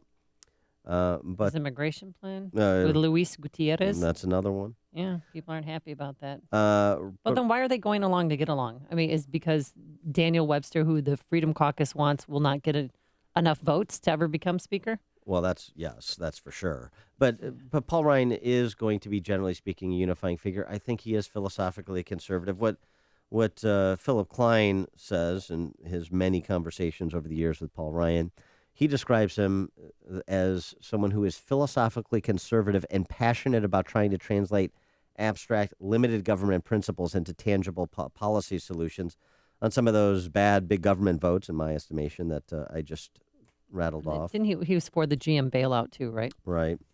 Ryan said to Klein, you don't get to take the vote you want in Congress. Sometimes you have to take votes that you don't want to take, but they're the best of two choices. That was how he described, for example, the Medicare Part D vote that he made during the George W. Bush administration. But let's also recall that Paul Ryan is someone who advanced the Roadmap for America's Future back in 2010, which is overhauling the country's entitlements, including Social Security. So I think Paul Ryan is a policy wonk. I think he is a creative thinker. I wouldn't have made all the votes that he made, but do I think he's some kind of rhino who's going to destroy the party from within or wants to be the dictator of the House? No, I don't. So I part company with some of the more vociferous conservatives who just see anyone who is not for kind of burning the place down as a sellout. I have a solution for him for his concerns about spending time with his family. I cannot and I will not give up my family time. I may not be on the road as often as previous speakers, but I pledge to try and make up for it with more time communicating our vision, our message. You know what he could do? Why doesn't he just move his family to D.C.? Do what a lot of politicians do. I mean, the Jacksons were raised in D.C. Yeah, look how well that worked Jesse out. Jr.'s kids. I don't know where they are now. Maybe Cleveland. No, they're still in D.C. But a lot of politicians, to spend more time with their family, just bring them there. He doesn't want to have his family in D.C. Maybe they don't want to go to D.C. Maybe they like Kenosha. I would like Kenosha more than D.C. Right? Or Janesville. Yeah. The greater Kenosha area. Yeah, exactly. It's a suburb of Kenosha, Dan. Right. Get it right, don't get it on. Speaking of Wisconsin, Chuck in Delavan. Hey, how you doing? Hey, this is my congressman. I'm in the limelight today. This guy, as far as I'm concerned, he's Boehner Light. This is like Sarah Palin. He's been chosen, and then to make deals and say, I'm not going to spend a lot of time. This guy is third guy in succession to the presidency if something goes wrong. Let's take one step back and take a look at what's going on here. Well, I would trust him if he was Thanks president. for the call. If something catastrophic happened, 2 heartbeats away from the president, I think if you want to think about the last several speakers we've had. Let's see. John Boehner. Denny Hastert. Ooh, hey. Yeah. Oh, John Boehner was crying last night. I think. Did you see that? No. Oh, he's got to get a hold of himself. I think this is an upgrade. By the way, for a huge upgrade. For Illinoisans, here's a speaker you should be focusing on. House Speaker Mike Madigan. Interesting poll that was out yesterday, Ogden and Fryer automated poll. Do you approve or disapprove of the way Speaker Madigan is handling his job? This is statewide. 20% approve, 57% disapprove. Do you approve or disapprove of the job performance of the Illinois General Assembly? 10% approve, 70% disapprove. So here's a message about speakers and my conservative brethren who want to focus on Paul Ryan. Focus on the government that most immediately impacts your life on a daily basis if you are an Illinois resident, and that is your state and, frankly, your local government and the quality therein. Speaker Madigan, who everybody acknowledges is the most powerful politician in the state and has been for some time, we need to do a better job of connecting the dots with one Speaker Madigan and what's happened in Illinois, and a Speaker Madigan and his supermajority of Democrats in places like the Collar counties and suburban Cook County, where Republicans are losing races they should be winning because for some reason people disconnect their local legislators as being toadies for Mike Madigan, which is what they are. So if you want to do something important about a particular speaker in this election cycle, I would suggest that you focus a little bit less on picking apart Paul Ryan and a little bit more on deposing Speaker Madigan. One heartbeat away from the presidency, not a single vote cast in my name. Democracy is so overrated. There's only one radio show in Chicago talking about today's biggest stories and telling you what they really mean. That show is this one, Chicago's Morning Answer on AM 560. The Answer. No one ever imagines facing Alzheimer's or other forms of dementia and needing full-time care, but it happens. And deciding on the right residential care for mom or dad can be a monumental task. There is a memory care community that focuses on helping your parent or loved one with dementia light up and live life to the fullest, making them feel like family. Autumn Leaves memory care communities see past the diagnosis to the person you know, that your dad was a fantastic cook, or that your mom loved to dance. A person who deserves so much more than being just an Alzheimer's patient. Whether it's through yoga and music therapy or simply by cooking them their favorite meal, Autumn Leaves strives to stimulate their minds and bodies to respect and nurture the person you care so much about. See for yourself the difference Autumn Leaves communities can mean for your family. Autumn Leaves, dedicated solely to the unique needs of memory care patients. Autumn Leaves has 10 locations in the Chicagoland area offering day-stay respite and assisted living programs. Call 888-662-8886 or visit autumnleaves.com. I want to say thanks to all of our listeners who have purchased thousands of MyPillows over the last 18 months and are getting your best sleep ever. But that still leaves thousands of you who haven't taken advantage of the buy one, get one free offer. What are you waiting for?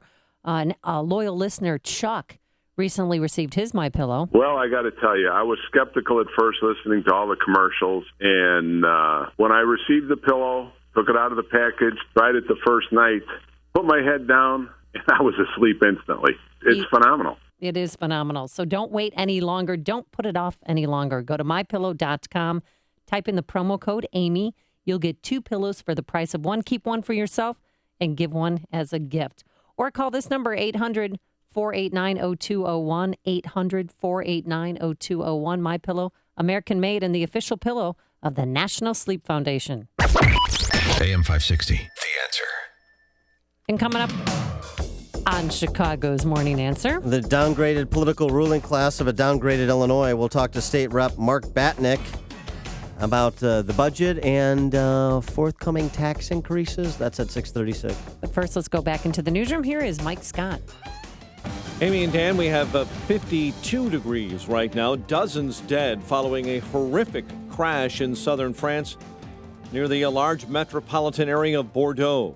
Authorities say at least 44 have been killed when a bus collided head-on with a tractor-trailer in the southwest part of that country, the worst road tragedy in France in more than 30 years.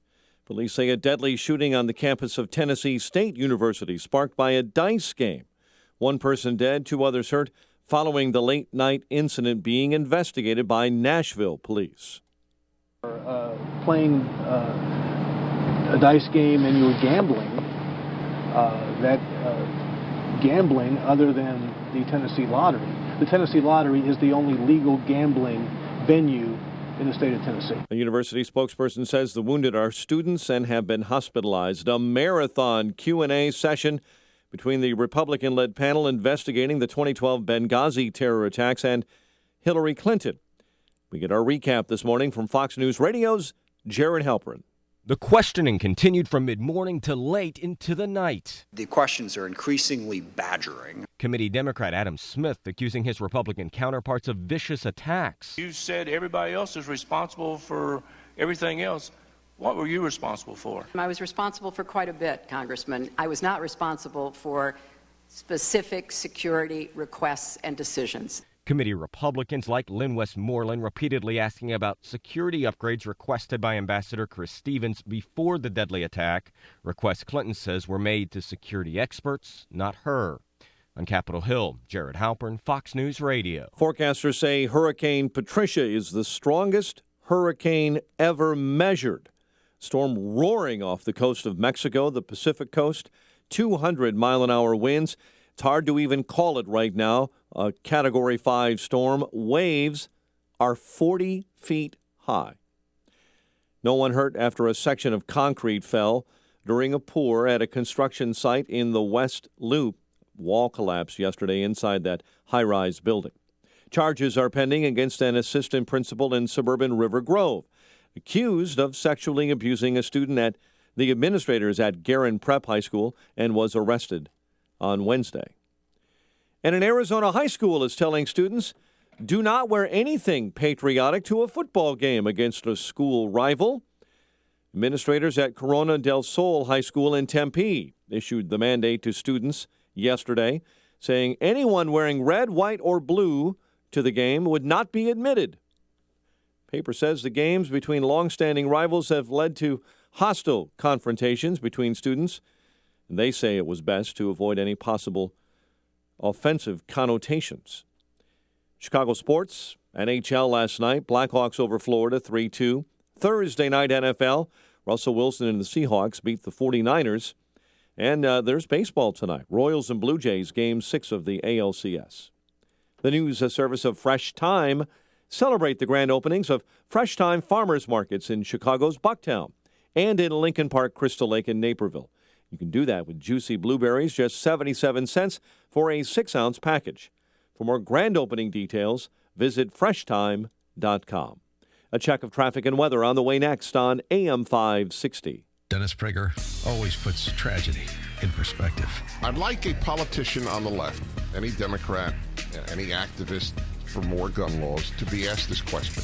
What do you think is more likely to reduce murders by firearm? Not by knives even, but by firearms. More gun laws or more fathers? The Dennis Prager Show. Weekdays at 11, right before Sean Hannity at 2 on AM 560. The Answer. The following is a paid political announcement. I'm Willie Wilson, candidate for President of the United States. As President, education will be at the top of my priorities. Paid for by Willie Wilson 2016. My name is David Hochberg, and I'm Vice President of Lending at Pearl Mortgage. That's right, I'm now Vice President of Lending at Pearl Mortgage. If you're looking to purchase a new home or refinance your existing home, give me a call. I'm the same guy that's provided listeners with honest advice and outstanding customer service for the past 13 years. The only thing that's changed is where I work. When you needed help refinancing after the Big Corner Bank messed up your loan, even though you've heard thousands of my ads telling you not to waste your time at the Big Corner Bank, you called me and I helped you. If you would like to talk to me about a mortgage, please give me a call at 312-751-1333. That's 312-751-1333. Email me at david@pearldavid.com. That's david@PERLDavid.com. Or visit my website, am560david.com. 312-751-1333. Pearl Mortgage is an equal housing lender, Illinois residential mortgage licensee, 4358, licensed by DBO under California RMLA and MLS 19186, pearlmortgage.com licensing. 6:36 in our ChicagoRadioDeals.com traffic center. The latest this morning with Jim Talamonte. Thanks, Mike. The inbound Stevenson has heavy delays thanks to earlier crashes. The worst of it right now is from Harlem to Kedzie and Cermak to Lakeshore Drive. It's an hour from 355 to the drive. Outbound 44 minutes. Crashed Central on the left shoulder. Eden's 22 minutes, Lake Cook to Montrose, outbound 19. The Kennedy, 26 minutes, O'Hare to downtown, outbound 25. The Eisenhower, 44 minutes, Thorndale to downtown, outbound 34. Ryan, 21 minutes, 95th to the Loop, northbound Tri-State, stop and go from the Stevenson to 47th, and from the Reagan Tollway to North Avenue. Eastbound Reagan Tollway, slow 83 to Roosevelt, crash on the left side. Traffic service of WesternUnion.com's mobile app. You might be stuck in traffic, but your money shouldn't be. Send money around the world 24/7 with the Western Union mobile app. Download the app and send your money fast. Next time you need to send money quickly, get out of a jam, tap the Western Union app. It's money. Traffic answers when you need them most.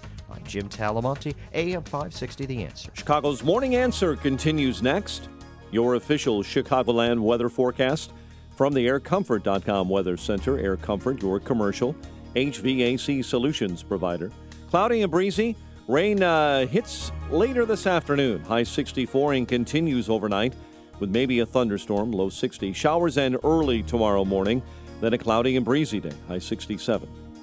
53 right now. Next news coming up at 7. And Chicago's Morning Answer with Dan and Amy continues next on AM 560. The Answer. This hourly segment is brought to you by Aging Info Radio. Heard Sunday mornings at 9, right here on AM 560, The Answer.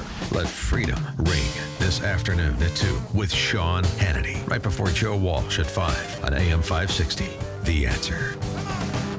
Dan and Amy, so yesterday, Moody's followed Fitch and downgraded Illinois' credit, also with a negative outlook, suggesting another downgrade could be coming in the not-too-distant future. Moody's said in a statement, the downgrades reflect weakening of the state's financial position during 2015 and our expectation that an ongoing budget stalemate will lead to further deterioration. Further deterioration should be the state motto in Illinois. I mean, how much lower can you go? You can go to junk status. We're not there yet. But we're close, right? Knocking at the door? We're closing in on it. And for an understanding of what's happening and what may happen, and I got a problem with something Republican Minority Leader Christine Radogno said at a community meeting in LaGrange. We're going to discuss that with our friend, a freshman legislator from Plainfield, Republican Representative Mark Batnick. Mark, thanks for joining us. Appreciate it. Hey, thanks for having me on. So what was your reaction to Fitch and Moody's downgrading the state's credit this week? Well, I don't think people realize how deep these things hit. Just in my small hometown, it just doesn't affect the borrowing costs of the state, but it affects the borrowing costs of municipalities and school districts. I was talking to my village administrator, and just because they live in we're in Plainfield, Illinois, versus a similar town, let's say Plainfield, Missouri, with even a worse credit rating from a town standpoint, they had to pay $1 million extra in borrowing costs when they restructured some debt.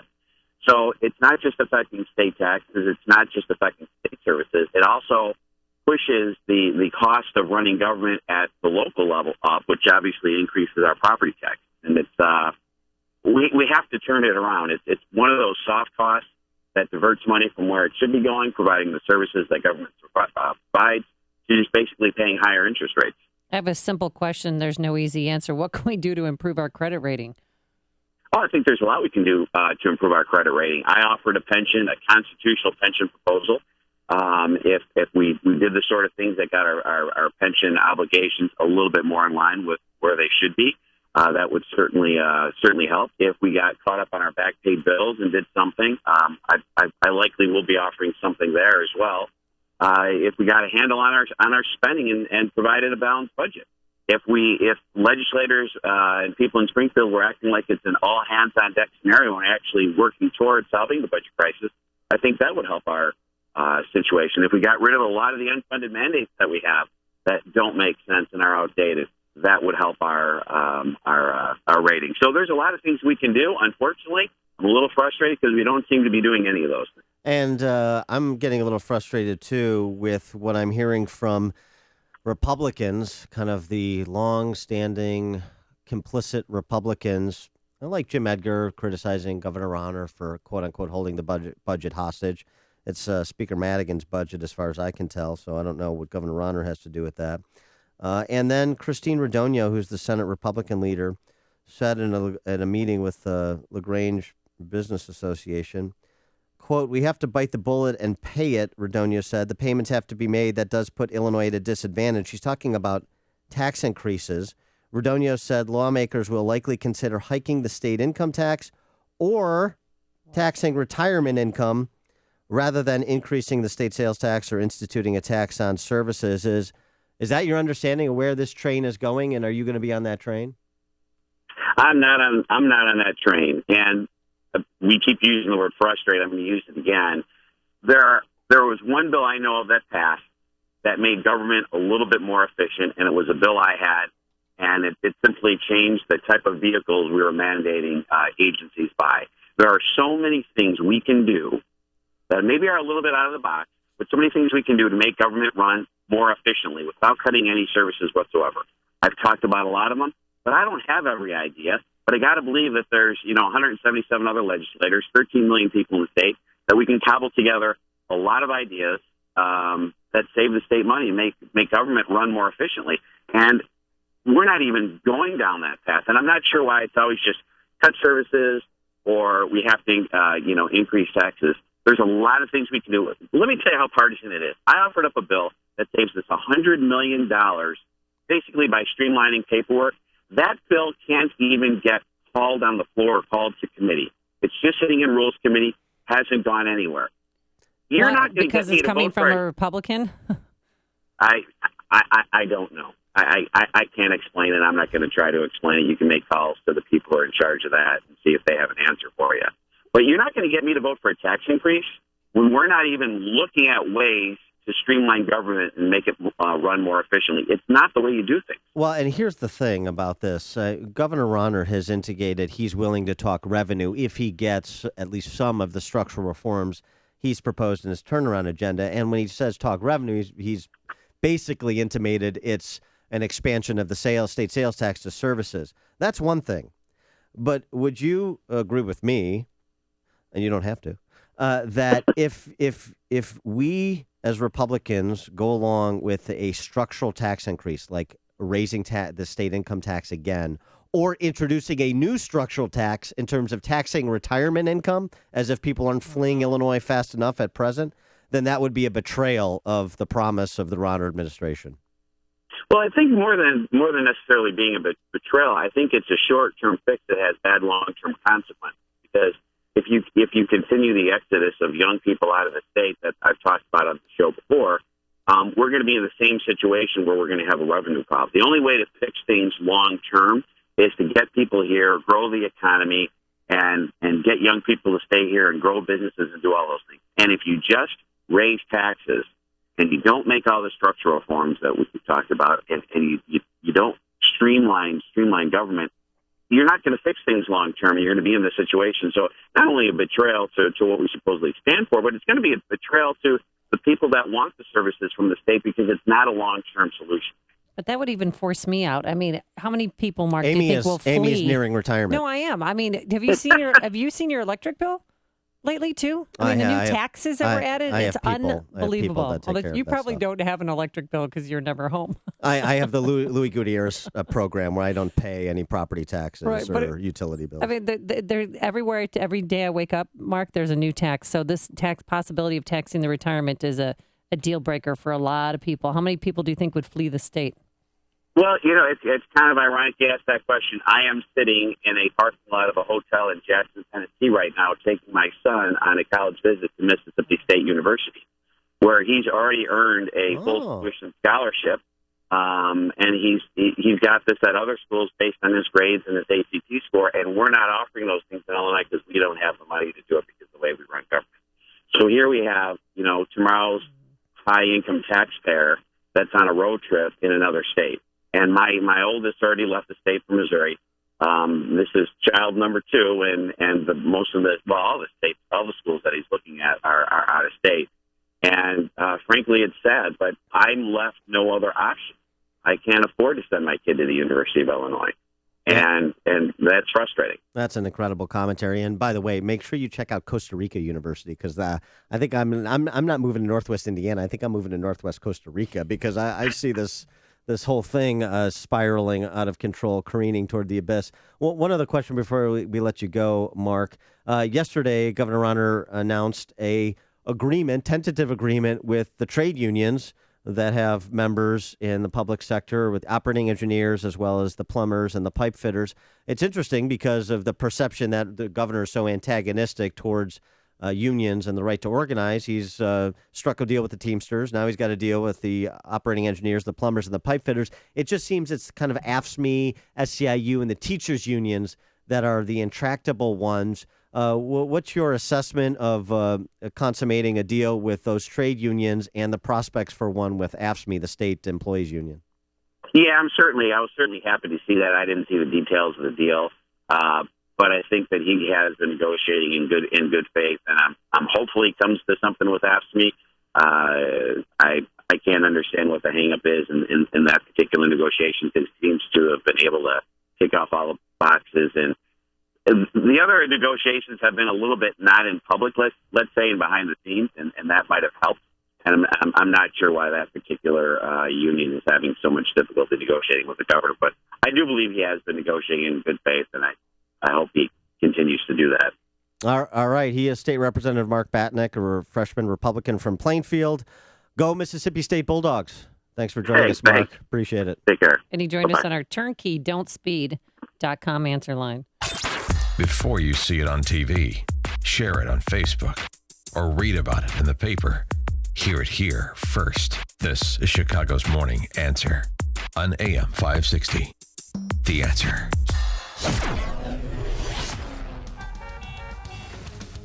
Here's your forecast for the weekend for your Big Fun Friday. It's going to be cloudy out there, a little rain this afternoon, a high of 64 degrees. Then tomorrow morning, we're going to have a shower, and then otherwise clouds breaking for some sun, 67 degrees, and sunshine with a few high clouds on Sunday. A little bit chillier, though, a high of 60. Travel times, here's Jim Delamonte. Thanks, Amy. Good morning. Good morning, Dan. Eden's inbound, 25 minutes. Lake Cook to Montrose, outbound 22. The Kennedy, 27 minutes. O'Hare to downtown, outbound it's 30. Eisenhower slow, Mannheim to Harlem. 45 minutes, Thorndale to the Loop, outbound 34. Stevenson, thanks to earlier crashes, really jammed Harlem much of the way to Lakeshore Drive. It is an hour from 355 to the drive, outbound 50 minutes. Crash at Central on the left shoulder. Ryan, 21 minutes, 95th to downtown. Northbound Tri-State. Slow from the Stevenson to 47th, from the Reagan Tollway to North Avenue. Eastbound Adams Tollway delays. Roselle to Meacham, Gulf to Bussey, and Toohey to Lee. Reagan Tollway. Slow Eola to 59 and 22nd to the Tri-State. I'm Jim Talamonte, ChicagoRadioDeals.com Traffic Center. Now it's time for the Lou Dobbs Financial Report, brought to you by the Mutual Fund Store. I'm Lou Dobbs. Wall Street hoping that strong earnings will add to what has already been a solid week for stocks. Investors also considering reports on global manufacturing. Those stories are next. See something, smell something, do something. When your basement or crawl space smells, don't ignore it. Odors, mold, and harmful pollutants come from too much moisture and not enough air circulation, making your home unhealthy. It's time to do something. Experts and the EPA advise ventilation instead of dehumidifiers as a more efficient way of reducing moisture and improving indoor air quality. Wave ventilation continuously expels damp, polluted air, drying out your basement or crawl space and transforming the entire house into a fresher, healthier environment year-round. Wave costs only pennies a day to operate, and there are no buckets empty. Don't use an energy-guzzling dehumidifier which still leaves you with poor air quality and odors. Put the sensible Wave technology in your home today. Call 888-798-WAVE. That's 888-798-WAVE. Or visit mydryhouse.com. That's mydryhouse.com. Business opportunities available. Wave Home Solutions for a healthy, comfortable home. Quarterly earnings reports in focus on Wall Street. All three major stock indexes are on track to end this week higher. It would be a fourth straight week of gains. Investors also reacting to earnings from a number of big cap stocks, including Alphabet, the parent company of Google, Amazon, American Airlines, AT&T, and Microsoft. Amazon, Microsoft, and Alphabet all topping earnings targets, sending their stock prices sharply higher in extended trading. Pandora matching earnings targets, but it's weaker than expected revenue guidance, leading to double-digit losses in extended trading. Investors also considering reports on manufacturing in this country, Europe, and Japan. And we're watching crude oil prices ahead of the Baker Hughes latest report on U.S. oil rig counts. Please join us for Lou Dobbs tonight, 7 and 11 Eastern on the Fox Business Network. This is the Lou Dobbs Financial Report. My brother Chris is allergic to talking about retirement. Bring up his future and you'll get glazed eyes and awkward answers. Don't believe me? Let's try it. Chris, when will you retire? Ha! You darn right I like nachos. See what I mean? Chris, do you have a retirement account? It's gotta be the right kind of cheese. One last time. Are you ever going to retire? And don't forget jalapenos. I love jalapenos. Good for you, buddy. Avoiding the retirement conversation? At the Mutual Fund Store, we get it, and our advisors are here to help. Whether you're storing 401k statements in a shoebox, can't tell a traditional from a Roth IRA, or include piggy bank as one of your retirement accounts, there are no judgments here. We'll simply sit down with you one-on-one, talk about where you're at, and help you put a plan in place to get you where you want to be tomorrow. Let's get the conversation started today with a free consultation. Hi, I'm Steve Check with the Mutual Fund Store in Chicagoland. Call me at 888-498-3636 or visit mutualfundstore.com and let's talk about your financial goals today. A great smile can make you feel happy and confident. So when you consciously conserve your teeth, that glowing smile will show through. At Best Dental Group, Doctors Economos, Gavalis, Joshi, and their staff are ready to help you create that perfect look or maintain the one you have now. Along with general dentistry, Best Dental Group is a multidisciplined practice with an orthodontist, periodontist, and prosthetic specialists on site. They use the newest breakthroughs in dental technology, such as titanium implants, Invisalign clear braces, and laser treatments. Don't let fear get in the way. They can recommend sedation to make your experience as comfortable as possible. Best Dental Group is located in historic downtown Bartlett and is a multilingual office. Call 630-830-4930. That's 630-830-4930. Or visit bestdental.org. Best Dental Group, sharing your conservative values and helping you to conserve your teeth. AM 560, The Answer. Talking Illinois state budget and the prospect of structural tax increases. That would be a catastrophe if Republicans go along with that. Alan in Rockford, you're on Chicago's Morning Answer. Morning, guys. I figure I'm just going to be your Rockford mensch to counter Sean and Doug and those guys. But Here's a situation. We have to keep mentioning that there are two middle classes. There's a public sector middle class. There's a private sector middle class. And the public sector middle class are out-earning the private sector middle class when you look at equivalents. If they introduce a pension tax increase, you know and can bet that most likely what will happen is that the public sector pensioners will get an upward adjustment to their pensions to offset the tax, and it will be fully burdened by the private sector. I'm pretty sure that's exactly how it's going to go. Thanks for the call, Alan. The only bone of contention I would have with that statement is the public sector middle-income families are becoming the public sector upper-income families. You're listening to Chicago's Morning Answer with Dan Proft and Amy Jacobson on AM 560. The Answer. We're not gathered here united tonight because of the name of our teams or of our schools. Witness the true story, but because of the name of a spiritual awakening above all names that saved a high school, Jesus, and shook a city. Experience one hope. Nobody out there knows what's happened with this team. One truth. But when you win on this day, they will. One way. Make the changes to these boys' own. Woodlawn. I'm asking you to stand up right now and make a decision to change, to forgive, to choose Jesus. I want you to stop all religious activities until this board has taken this matter under full review. I think I'm gonna get hit no matter what I do. I got some tough decisions to make. Woodlawn, now showing. My skin is glowing recently, and it's all thanks to Genucel Serum from Chamonix. You just put a dab under your eyes every morning and once at night to reduce bags and puffiness under those eyes. Because, it's a problem for millions of American men and women until now. The new Genucel Serum plant stem cell technology comes from a Swiss apple. I use it. I love it. And if you partner that with its instant effects, you will see results in the first 12 hours or your money back. They guarantee it. So call now and save big on Genucel's risk-free introductory offer. It's time to take starting care. It's time to start taking care of your skin, I should say. So the number you should call is 800-525-8323. That's 800-525-8323. If you call now, you'll get the amazing Esotique face cream as a special gift simply by placing your order. I wish I could speak English today. 800-525-8323. That's 800-525-8323. High achieving students, now is the time to take ownership of your career. Come to Strive's conference on the morality of value creation and trade to meet top business leaders, mid-career professionals, leading intellectuals, and other enterprising students. Learn how you can create value and build your career. The conference is free for current students. Pay a $50 fee to reserve your spot, then get a refund of your fee, lodging, and travel expenses when you attend. Take full advantage of this opportunity online right now at striveclubs.org. That's striveclubs.org. Enrollment is open now. striveclubs.org.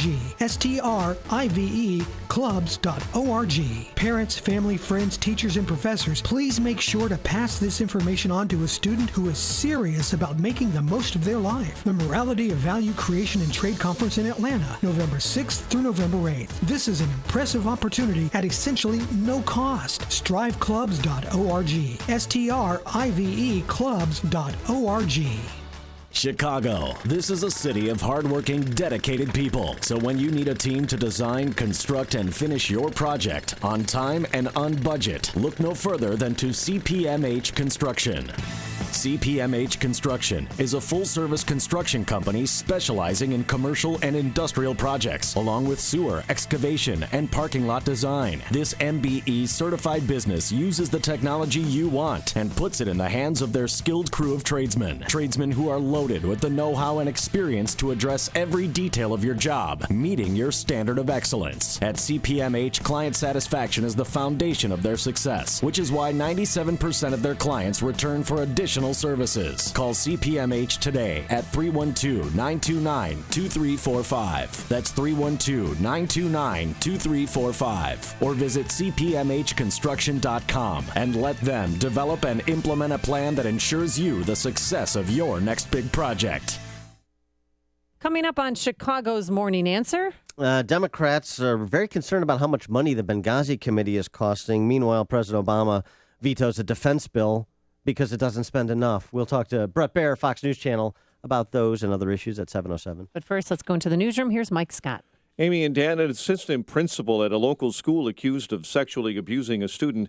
And the Blackhawks beat the Panthers in the first game since the Duncan Keith surgery. A cloudy, breezy day ahead. WIND Chicago News Time is 7 o'clock. Fox News Radio. I'm Dave Anthony. They've been stocking up and boarding up in southwest Mexico, getting as ready as they can from Manzanillo to Puerto Vallarta, north of there for a beast of a storm. We're talking about a potentially catastrophic landfall event in southwestern Mexico later today. Patricia is the most powerful hurricane ever recorded in the Western Hemisphere, 200-mile-an-hour winds. And Dave Roberts in the National Hurricane Center, the UN's weather watching group says Patricia could be as forceful as the typhoon that killed thousands in the Philippines 2 years ago. A man-made disaster in France. A truck driver lost control and smashed head-on into a bus full of retirees, then burst into flames. 42 people are dead. The search is on for a killer in Nashville after a shooting last night at Tennessee State University. Embassies over an awful dice game, internet possibly gambling going on. That's and the then hard. 2 men exchanged gunfire. One of them was killed. Samantha Singer with Fox 17 TV. 3 students shot passing American by were not embassy. severely injured. It lasted That's the 11 heart of hours. the Hillary Clinton was scandalous questioning at the reaction House committee following after the deadly the attack. in Benghazi, They Libya. knew Fox it News was Radio's a Jared Halpern terror live at the attack. Capitol. They got it from Gregory Hicks, who was on the ground in Tripoli, who told them that he ended up demoted in the State Department for having transgressed against the secretary. And yet, they go ahead, they put Susan Rice on that weekend and tell a tale that is completely false. Spontaneous demonstration, out of control, etc. I think that's Ambassador Stevens the had emphasis ought to be, but grave concerns I think AB that is he right. wanted raised with me. The judge said he there certainly are 3 knew how to do audiences. that. Well, the main Clinton audience says he that made those requests matters, to diplomatic unless she's security indicted, experts. is the Today, people, Clinton American Democratic people Women's watching Forum. this. So will Lincoln Chafee, They who's don't hitting a care may drop about out of the presidential Blumenthal. race. And the She had a Republican way side of when second she poll has Ben lowered her Carson, the voice front runner in Iowa. and Des Moines talked about the registered against him sleepless a nights. 9-point lead over Donald It Trump. was a gripping Fox News Radio. performance, which is the way I would put it, so I can remain neutral on this. But showing that she really cared, etc., or at least giving that impression. Degrees and that's winds what's are going blowing to out be of the shown. east And at the 10. only thing that's going to be shown on the committee other than that, The Answer. in the I'm clips, is Mike Scott. going to A be the Trey bicyclist was Gowdy dead, interchange hit with by a Cummings, vehicle on the which north of course side. is They a say the woman was conflict, riding reality yesterday TV, when her and a vehicle, nice little when a bit vehicle of ran heat. into her near We're the not going to intersection get the of Lincoln, contradictions. Fullerton, We're and not going to Halstead. get the facts. Driver And has we're been not going to issued a get the real citation, and story the underlying it. investigation We're living in an age continues. where what you say 3 students and from its relation Naperville with are the facing facts is charges following completely a prank irrelevant, as we involving see the in the release of presidential pepper campaign. spray. And it's Say the carrying chemical was over into released the yesterday morning hearings. inside Naperville North High School. 4 students and 2 staff members were left hospitalized with non-life-threatening injuries. No one hurt after a section of concrete tumbled about 20 stories on a construction site in the West Loop. Fire officials say part of a wall collapsed while a concrete pour was underway inside a building in the 100 block of North Riverside Plaza. Charges are pending against an assistant principal in suburban River Grove, accused of sexually abusing a student. The administrator at Guerin Prep was arrested Wednesday. The suspect has been on administrative leave since allegations surfaced about a month ago. CTA plans to make its Ventra fare system more flexible. as part of next year's budget. But those plans hinge on help from Springfield. The CTA is launching a smartphone app this year to allow riders to buy fares and manage their Ventra account. Plans for next year include an update for that app. Northwestern University's law school getting a new name thanks to a $100 million gift by two members of the Pritzker family. The donation by J.B. Pritzker and his wife is the largest single gift ever given to an American law school. J.B. Pritzker is a 1993 Northwestern Law School graduate. NHL last night, Blackhawks beat Florida 3-2 in the first game without Duncan Keith for several weeks. And we'll watch baseball tonight as the Royals take on the Blue Jays in Game 6 of the ALCS. The news is a service of the Foundation for a Better Life. Many rose up with violence. He sat down for peace. Mahatma Gandhi reached out with the strength cultivated within his soul. Pass it on from the Foundation for a Better Life at values.com. 7:04 and a check of traffic and weather next on AM 560. Sean Hannity says even Obama can't defend Hillary's email scandal. He even legitimized the email scandal by saying it was legitimate. Asked if he agrees with Bill and Hillary that it's not a big deal, he said, well, it's important for her to answer these questions to the satisfaction of the American public and let them make up their own minds. So Obama, let me interpret, threw her down the stairs last night. The Sean Hannity Show. Afternoons at 2, right before Joe Walsh at 5 on AM 560. The Answer. Call Quicken Loans now at 800-QUICKEN to see if you qualify for the government's Home Affordable Refinance Program, or HARP. And for 5 years in a row now, J.D. Power has ranked Quicken Loans highest in the nation in customer satisfaction. And for the second year in a row, they've also ranked us highest in mortgage servicing. Call 800-QUICKEN or visit QuickenLoans.com. Visit jdpower.com for award information. Call for cost information and conditions. Equal housing lender. Licensed in all 50 states. NMLSConsumerAccess.org. Number 3030. It's the Can-Am Spyder Yellow Tag event, and it's time to experience the ultimate thrill ride. Hit the open road on a Can-Am Spyder. With its unique Y-frame design, you can ride all day with total freedom and confidence. Hurry in by October 31st and save up to $3,000 on select 2015 Can-Am Spyder models. Plus, get up to a 3-year warranty. Visit iMotorsports in Elmhurst or online at iMotorsportsinc.com. Restrictions may apply. See your dealer for details. .06 in our ChicagoRadioDeals.com traffic center. Let's get the latest on that morning commute with Jim Talamonte. Thanks, Mike. The Edens Expressway has inbound delays from Niles Center to the junction. It's 25 minutes from Lake Cook to Montrose, outbound 22 at Kennedy. 36 minutes O'Hare to downtown, 20 from Montrose, 12 on the Express. Outbound 33 minutes downtown to O'Hare. Eisenhower now jammed. Manheim to Independence. It is an hour and 2 minutes. Thorndale to downtown. It's 46 minutes from Manheim. Outbound 36 to Thorndale. Stevenson, 55 minutes, 3:55 to Lakeshore Drive. Outbound 50 with a crash at Central on the left shoulder. Ryan, 21 minutes, 95th to downtown. Northbound Tri-State, slow from the Stevenson to 47th and from the Reagan Tollway to North Avenue. Eastbound Adams Tollway heavy, Roselle to Meacham and Bussey to Lee. Reagan Tollway has delays, Farnsworth to 59, Veterans Memorial, 75th to the Reagan Tollway and Army Trail to 290. Traffic answers when you need them most. I'm Jim Talamonte, AM 560 The Answer. At 7:07, it's time to have Air Comfort check your building's mechanical system. Chicago's Morning Answer continues next with your official Chicagoland weather forecast from our aircomfort.com weather center. Here is meteorologist Kevin Snyder. Today, mostly cloudy and breezy with winds up to 20 miles per hour. A little rain late in the afternoon. High today, 64. Breezy with rain and a thunderstorm tonight. Mild with a low around 60. I'm Kevin Snyder on AM 560, The Answer. 53 at O'Hare. Next news coming up at 7:30. Chicago's Morning Answer with Dan and Amy continues next on AM 560, The Answer. This hourly segment is sponsored by Financial Planning with Jack Taboda, your 401k specialist. Heard Saturday mornings at 7 right here on AM 560, The Answer. Good morning. Welcome to your Friday morning briefing. Here's what you need to know to start your day. Former Secretary of State Hillary Clinton has stood her ground in the face of withering Republican questioning over her handling of the consulate attack. that killed 4 Americans in Benghazi, Libya during her watch 3 years ago. We owe them and each other the truth. The truth about why we were in Libya. The truth about what we were doing in Libya. Well, Congressman, there was a lot of conflicting information that we were trying to make sense of. The situation was very fluid. It was fast moving. This is Chicago's Morning Answer with Dan Proft and Amy Jacobson on AM 560. The Answer.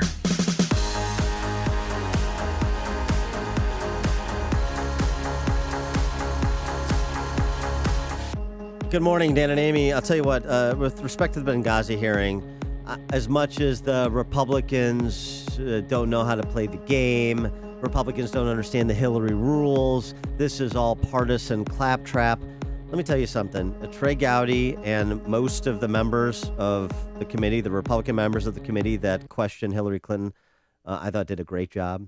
I thought it was, they asked succinct questions based on substantive evidence within a framework that Trey Gowdy outlined at the outset of that committee that was quite simple, ultimately a search for the truth. Whether it changes any minds, whether it's going to be an issue in the general election, whether Clinton won it politically or not, is immaterial to me. The point is you had elected representatives actually doing their job.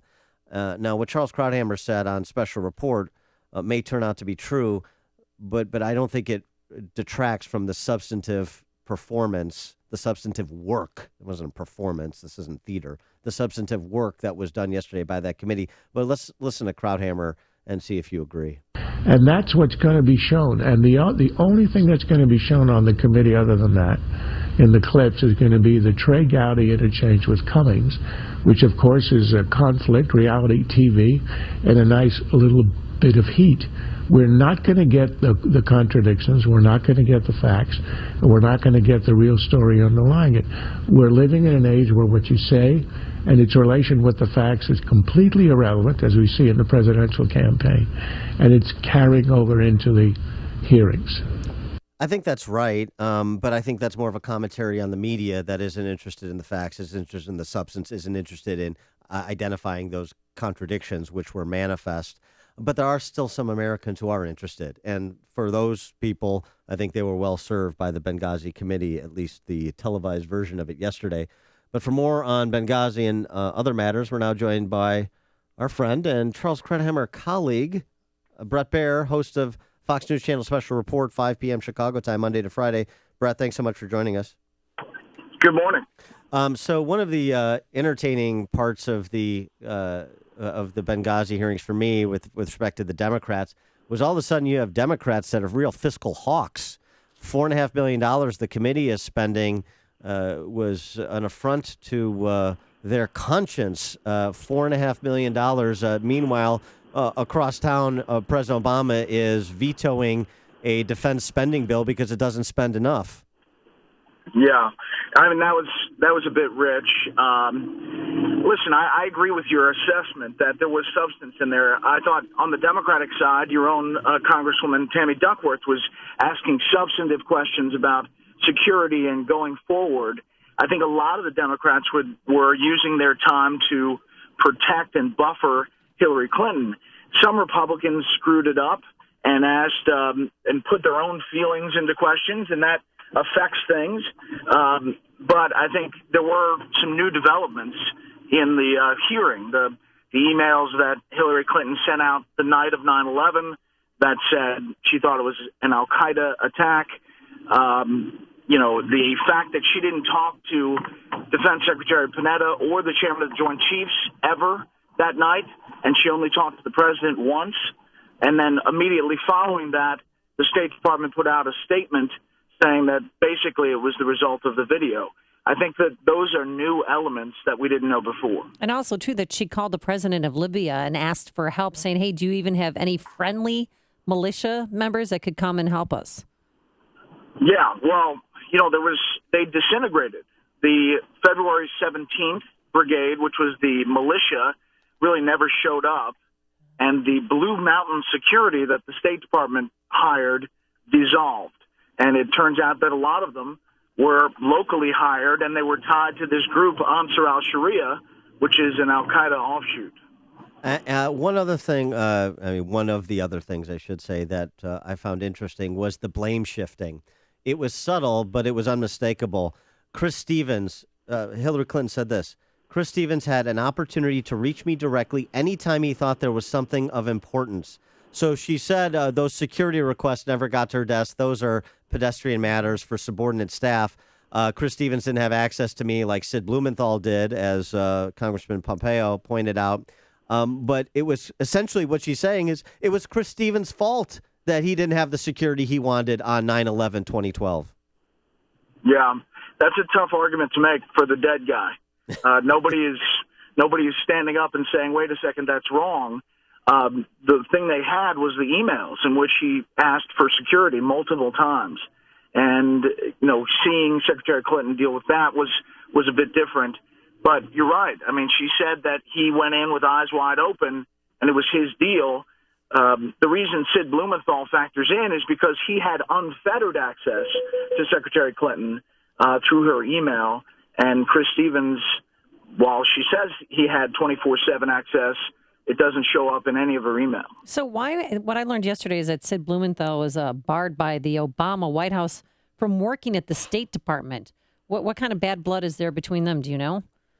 Well, yes. In the campaign, Sid Blumenthal was the Obama campaign's big detractor. He was a whisperer in Washington, saying all kinds of things about Barack Obama. And so the Obama White House then said, no, this guy who has slurred the president is not going to get a job at the State Department. Well, that, apparently did not stop from his influence being felt not only at the State Department, but with things he sent being worked into intelligence at the White House. Well, why didn't Christopher Stevens, if they were such good friends, what I learned yesterday, too, and a lot of American people learned that Christopher Stevens didn't have Hillary's cell phone number. He didn't have her personal email. And that she just, as Dan mentioned, never received a request from him for more security. Who did those requests go to? Well, Secretary Clinton says they went to lower staff members. Now, the committee has not received emails from Patrick Kennedy, who is said to have made security decisions. They have been withheld. There are other people who have not, the State Department has not turned over their emails or memos. And so, part of this being dragged out has been the administration dragging out what they turn over. That said, I will say the Republicans needed to cross a pretty high bar after Kevin McCarthy said what he said about the political nature of the committee. And most people here in Washington don't think they crossed that.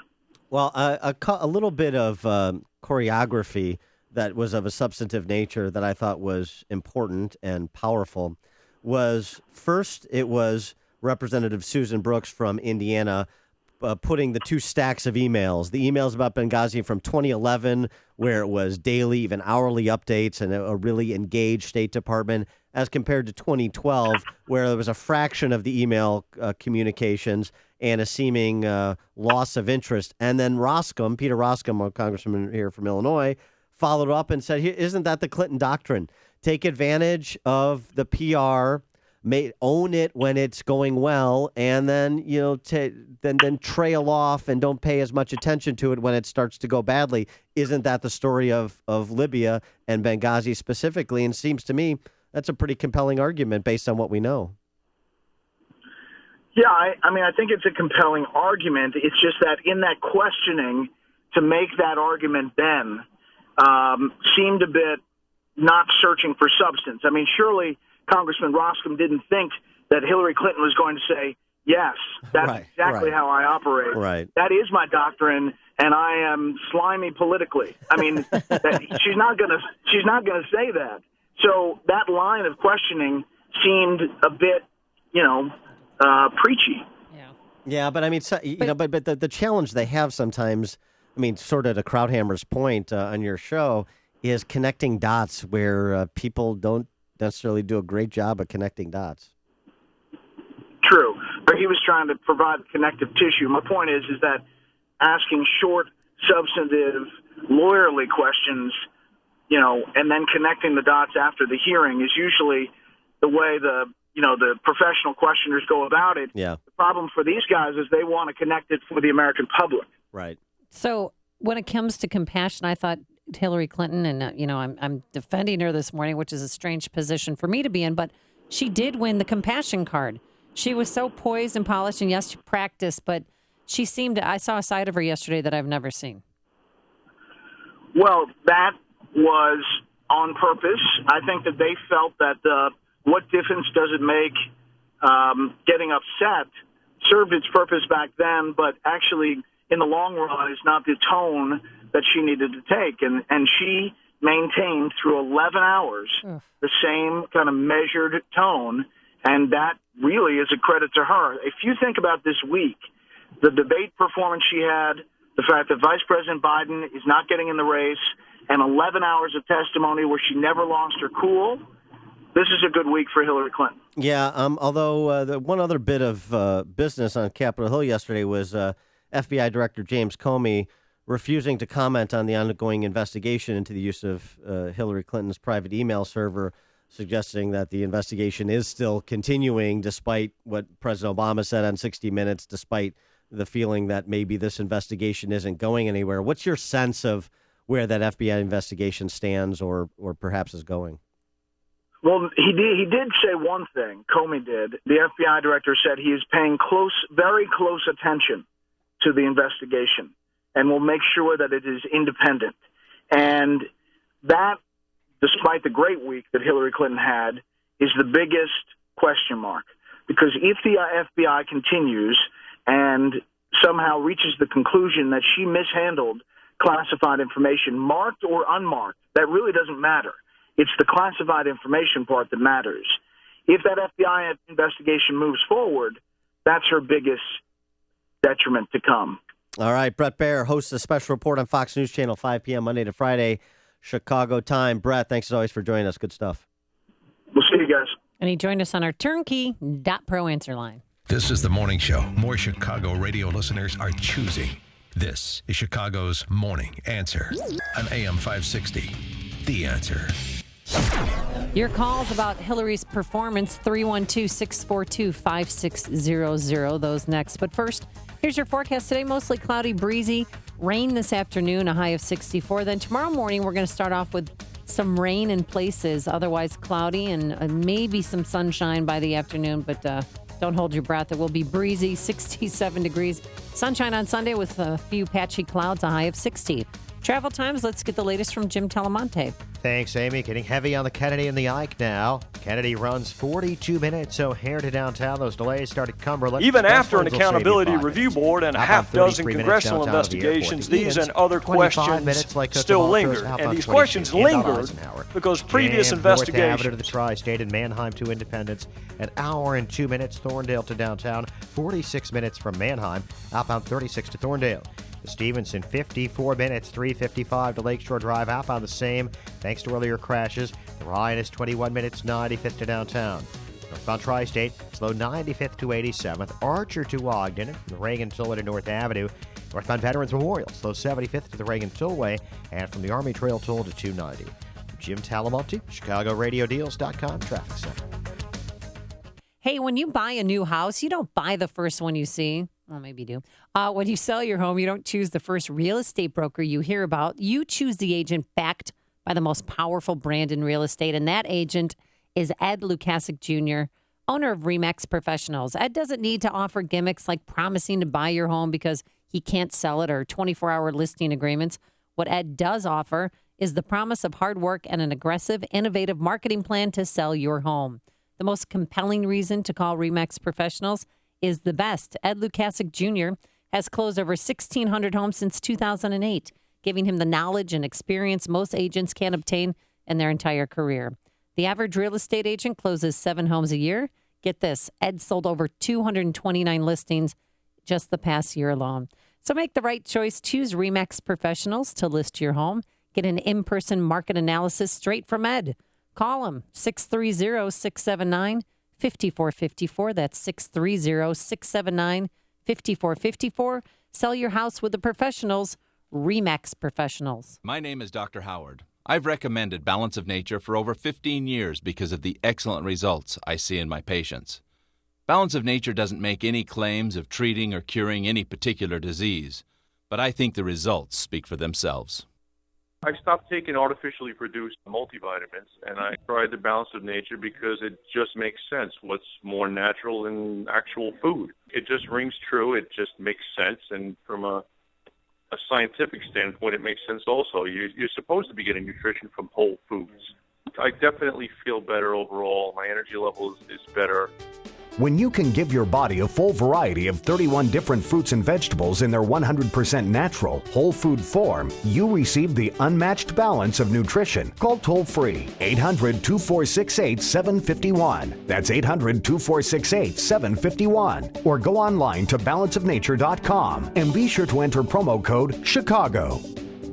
For missing teeth, dental implants are wonderful. The advantages are fantastic. They really are just like your original ones. What you probably don't know is that not all implants are the same quality, and there are a lot of unqualified people doing implants. This is Brian DeWolf. I have 2 implants from Fox River Periodontics. I had one. I was happy with it. So I had another one done, and I love them. The idea of dentures didn't appeal to me at all. I didn't want that appliance in my mouth. These implants are wonderful. They're just like your real teeth, and they're probably even better because there's no nerve attached to them, so there's no pain, and they last forever. Dr. Neruzzi is great, and his staff is wonderful, and I trust him completely. If you're looking for dental implants, or considering dental implants for a missing tooth or for a whole mouthful, talk to Dr. Neruzzi. He'll be happy you did, and Fox River Periodontics. Just remember, implantsforme.com. Implantsforme.com. This is Dr. Neruzzi. I personally guarantee your happiness with your implants. Go to implantsforme.com. AM 560, The Answer. I told you this was going to happen. Dan, are you okay? I mean, this is big news. Actually, it's breaking news. Somebody's dropped out of the presidential race, and the person is? Lincoln Davenport Chafee. I told you this was going to happen when Lumberbutt McCubbins, that cat, got into the race and derailed all the momentum he had from the debate, plus Jim Webb dropping out, plus Joe Biden not running. So it's just... Oh, boy, what a debate. And to think, at the center of it all was me, Lincoln Davenport Chafee. Well, good night, America. Bye forever. Well, I guess he's going to... foreshadowing by SNL. Yeah, have a press conference later today to announce that he's dropping out of the race. Will anyone attend the press conference? So now there's just 2. No, 3. Sorry. Don't forget Marty O'Malley. Oh, that's right. He's practicing a new song. And Lumberbutt McCubbin. Don, we're talking about Hillary. Yes, of course. And Benghazi. Don in Bloomingdale. Hey, guys. This hearing just proved one thing to me, that this woman is the most qualified person to be the president of the United States, because she could lie under oath to the American people with a straight face. Thanks for the call, Don. Well, not only that, but she did push back yesterday against politicians, and she was very calculated, but not cold. Normally she's cold and calculated. This time she showed some compassion, and she was very patient. She was having a great time. During one of the breaks, TMZ had a mic on her, and listen to her. What? Yeah, listen to her. Not, had a mic in distance. Did she go to the washroom and flush the toilet? No, it wasn't a scene from Naked Gun. It was her talking to her supporters that were in attendance, gabbing and talking about upcoming events. Listen to this. Well, as I said earlier, you got my back, and I'm so grateful you do. And literally, Dave, I can't wait. That's gonna be.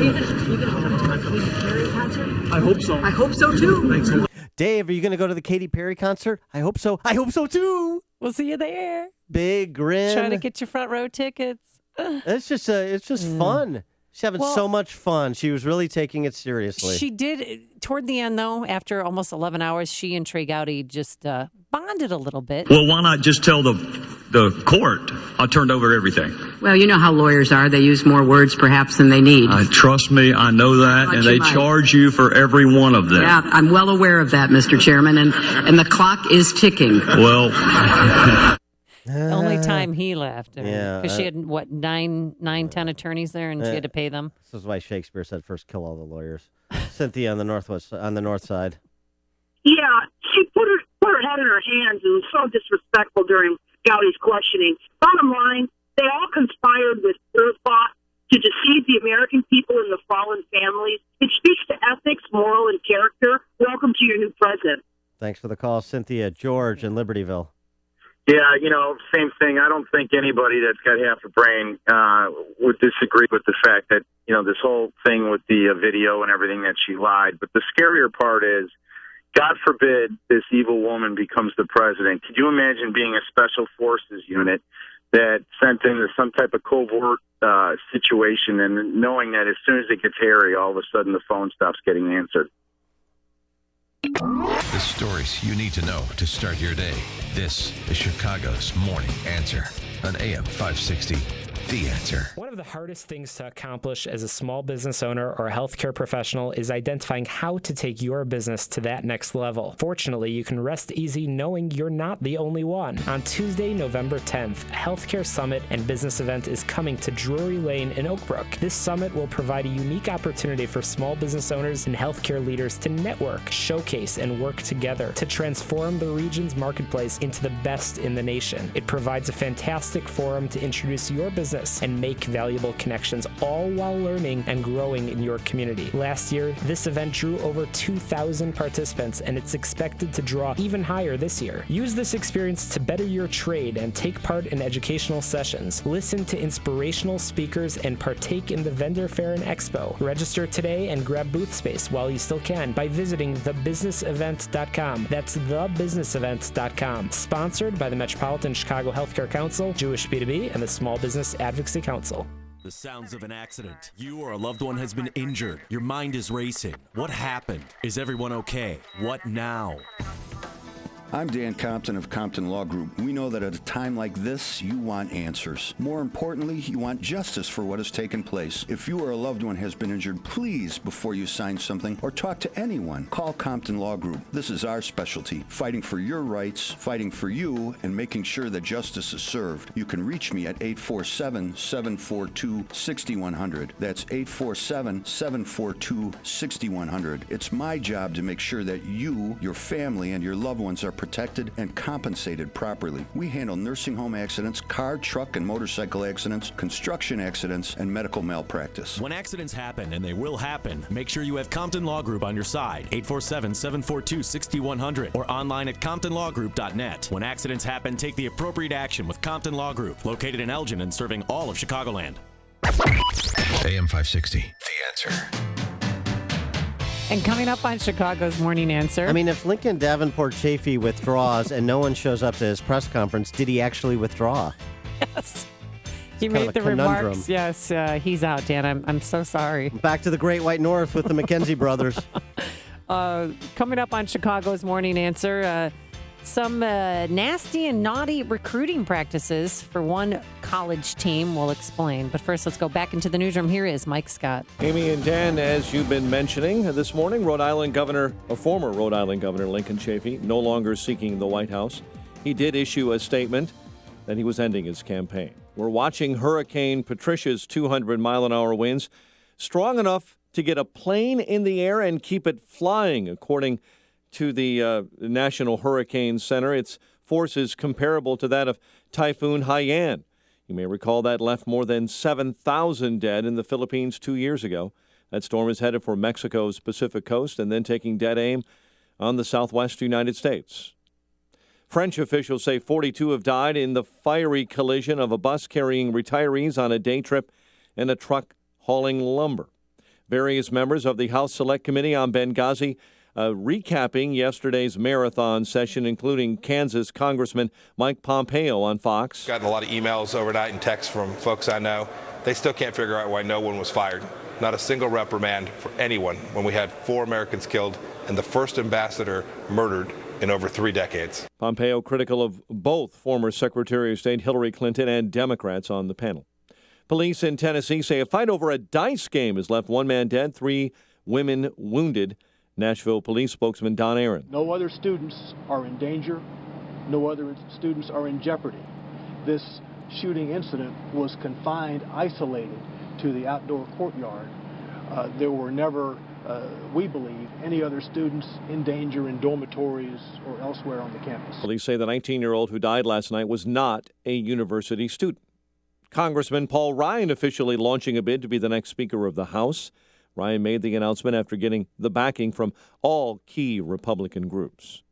A bicyclist is dead. She was struck by a vehicle on the north side. The driver of that vehicle has been issued a citation. The accident happened near the intersection of Lincoln, Fullerton, and Halstead. Moody's credit rating agency has downgraded the $26.8 billion in Illinois general obligation bond, saying the move was due to the state's weakening financial condition.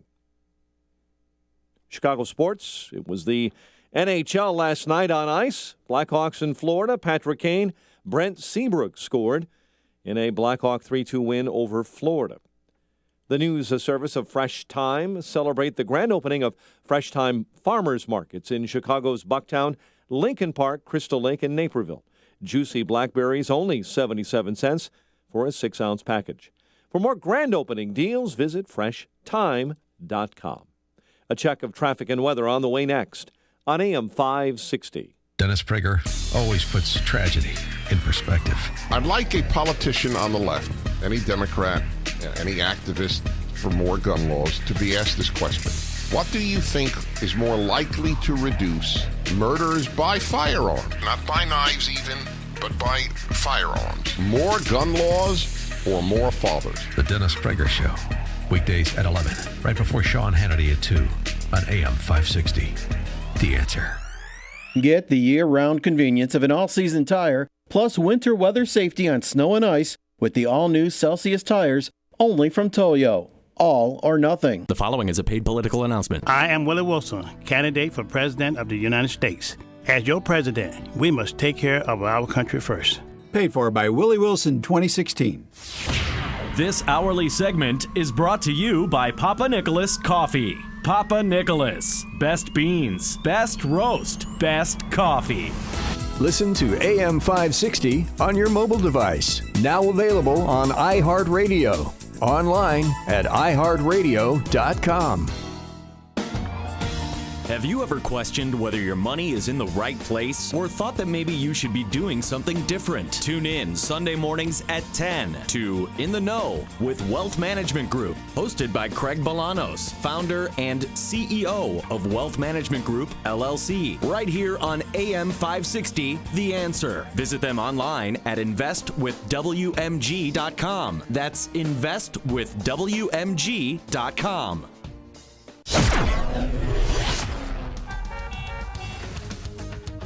7:35. Let's get an update on the roads in our ChicagoRadioDeals.com traffic center.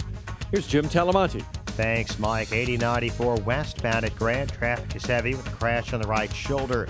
Eden's inbound 25 minutes. Lake Cook to Montrose outbound 28. The Kennedy running 42 minutes. O'Hare to downtown outbound 30. Inbound Eisenhower. An hour and 5 minutes. Thorndale to downtown 50 minutes from Manheim outbound 36 to Thorndale. Stevenson, 54 minutes, 3:55 to Lakeshore Drive, outbound 45. Ryan, 21 minutes, 95th to downtown, northbound Tri-State. Stop and go 87th, 31st at Reagan Tollway to North Avenue. Traffic is a service of Gerber Collision and Glass. Gerber Collision and Glass is hiring.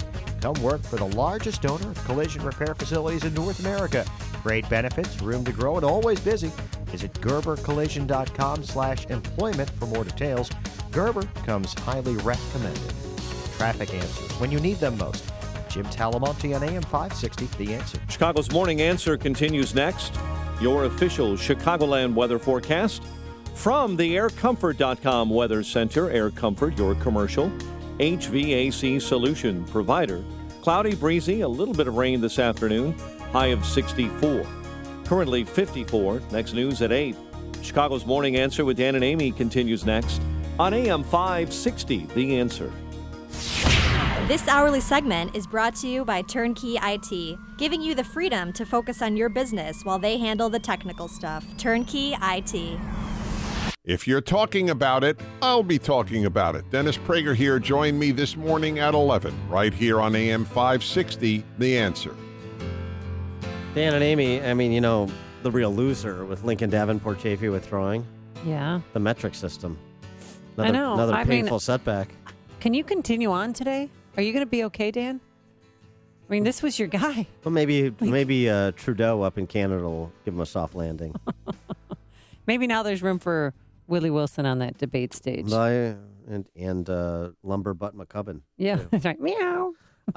So you saw this Outside the Lines report on ESPN about Louisville basketball. Rick Pitino posted yesterday that he is not resigning. This former escort named Katrina Powell published a book, Breaking Cardinal Rules. It's Katina, by the way. Katrina was a hurricane. Yes. But this woman is a hurricane in her own way. Yes, she is. She's a Category 4.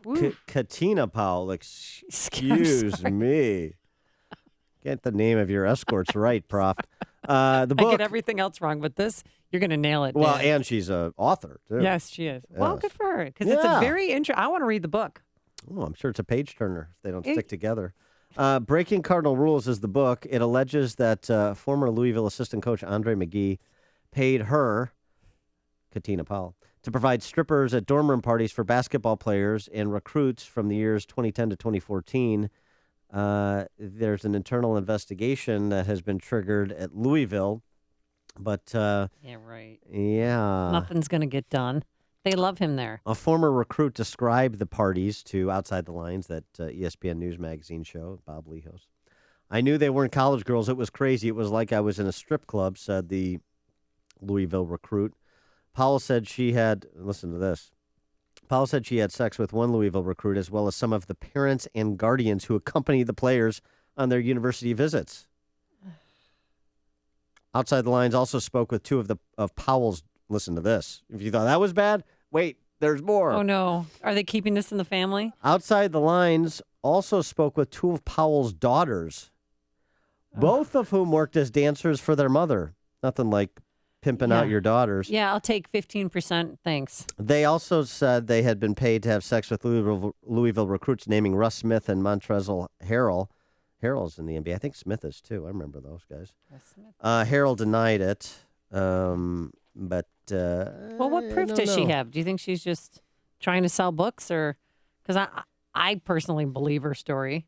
Well, ESPN said they interviewed 5 former players and recruits who corroborated her story, including the one that was unnamed but was quoted on the condition of anonymity. How in the world could head coach Pitino not know about this? Because that's what he's saying. I don't know about this. Yeah. This didn't happen on my watch. I wasn't there, so why would I know about it? Maybe Rick Pitino could ask himself, what would John Wooden do? Would he say, I didn't know, or would he take responsibility for what happens on his watch with an assistant coach? Well, why doesn't he say that it won't happen again? I don't know if that it was happening, but stand up and be a man and take charge and just say, I will make sure as leader of this basketball program that these recruiting practices are ending today. Yeah, that would be funny.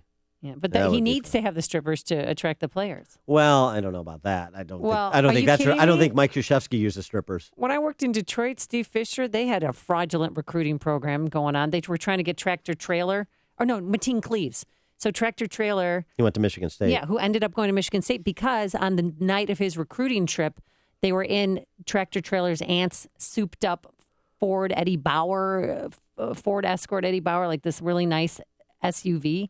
That it turned out one of the, auto dealers in the neighborhood gave to him in a way to get him to go to Michigan. But they got in a car accident that night, coming home from the Brass Key, which was a strip club, and they're all 18, 19 years old.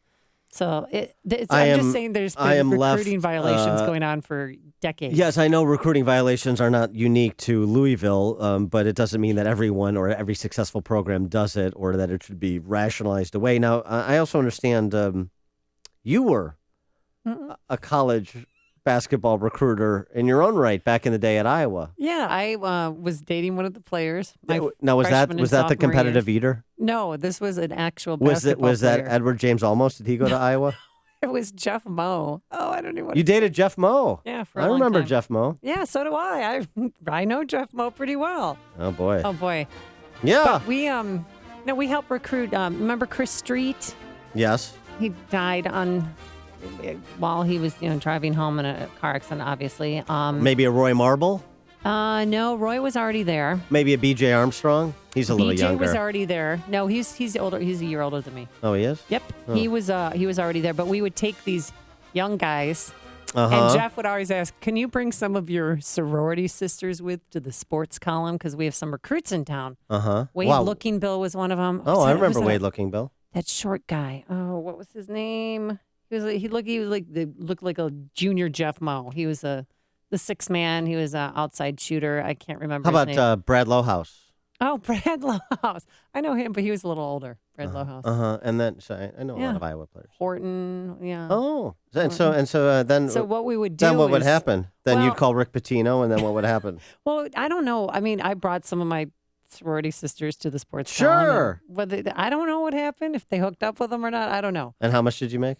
I didn't make anything. Well, I did get to drive a scooter for a while. That came from a Honda dealership in Iowa City. Oh, there you go. Somebody get the NCAA on the phone. I don't know if the statute is run on this recruiting violations. We could put the Iowa basketball program on probation, bar them from the tourney this year. Hey, no, we're not going to do that. Okay, thank you. I'm going to Statute of limitations has run out. Is Pete Delaney still the Big Ten commissioner? Let's get him on the blower.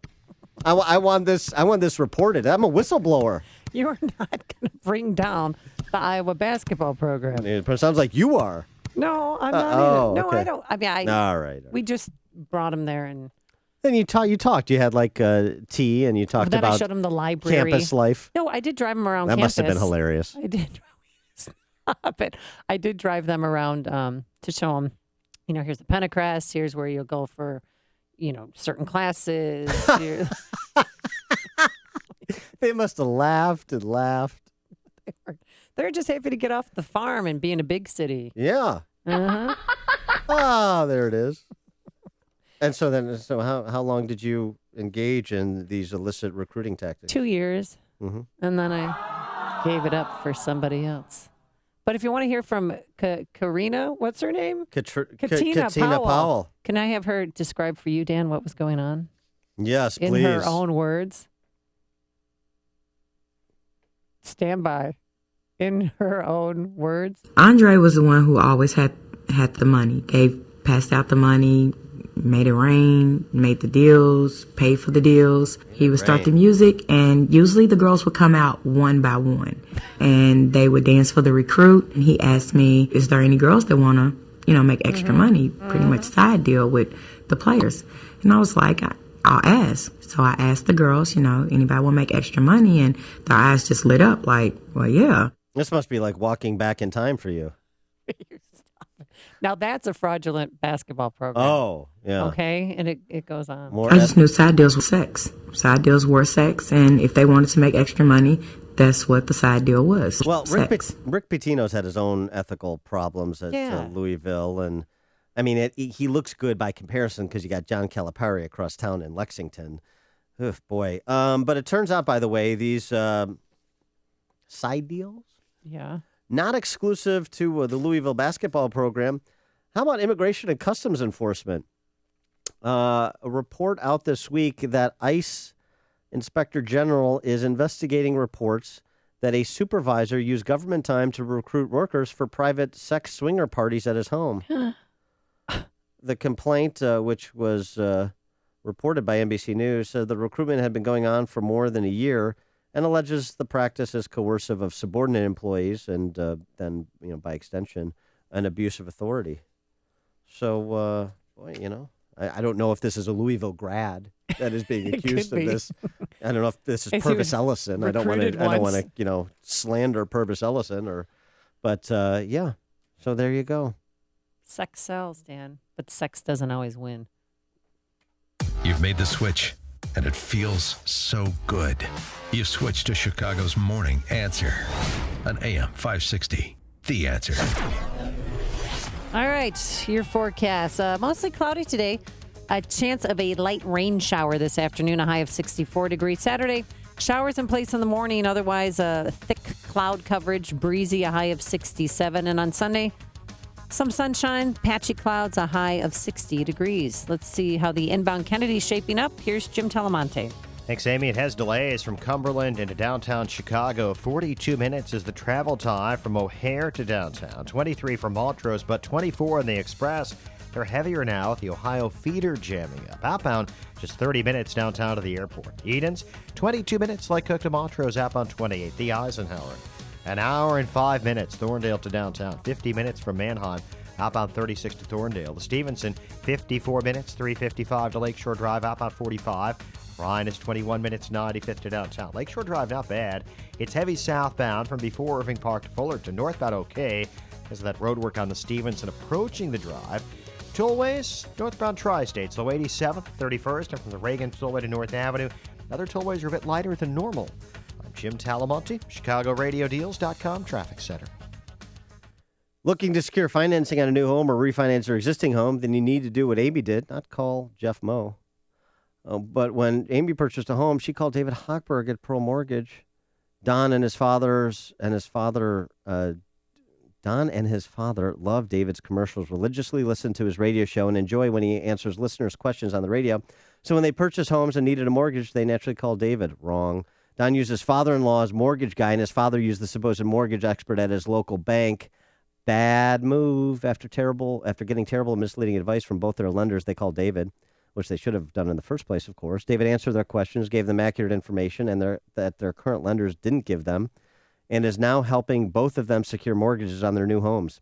How many of these ads do you have to hear to be a believer that David is your guy? If you're purchasing a home and want to work with an honest lender that will always look out for the financial best interests, do what Amy did. Call David, 312-751-1333. That's 312-751-1333. Or visit am560david.com. That's am560david.com.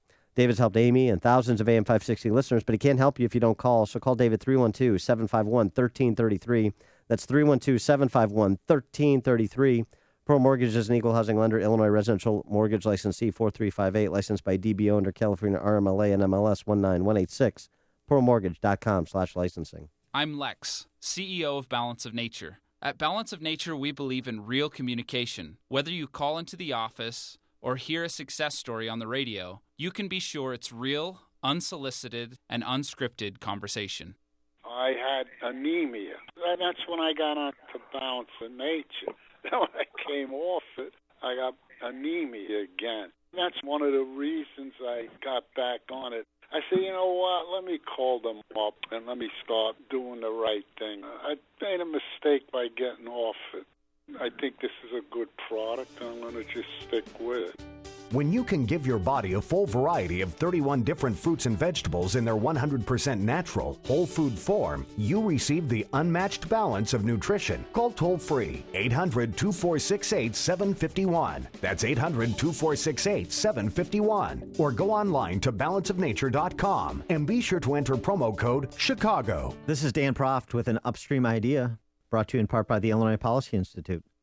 In the brave new world of big data, sometimes we forget that politics is about people's lives. When we forget this fundamental truth, people without political clout get hurt, and all of us suffer a loss of dignity in the process. And so the number for your consideration in this installment of Illinois by the Numbers is 47. 47th is where Illinois ranks nationally in the provision of services to persons with developmental disabilities. Providing or not providing for those who need state support through no fault of their own is a mirror that reflects our humanity, our moral health. The result is families who have a family member with a developmental disability have fled Illinois, just as entrepreneurs have, to live in, well, more civilized states. This is happening on our watch. As an Illinois resident, this is happening on my watch. We are all culpable, and now none of us can any longer pretend not to know. For more ideas like this, visit upstream-ideas.com. That's upstream-ideas.com. I'm Dan Proft. AM 560, The Answer. We just learned from Mike Scott that Roy Marble died last month from cancer. He died September 11th at the age of 48, but his son... I forgot that he was battling cancer. Yeah, but remember his son, Roy Devin Marble, who also played for the Hawkeyes?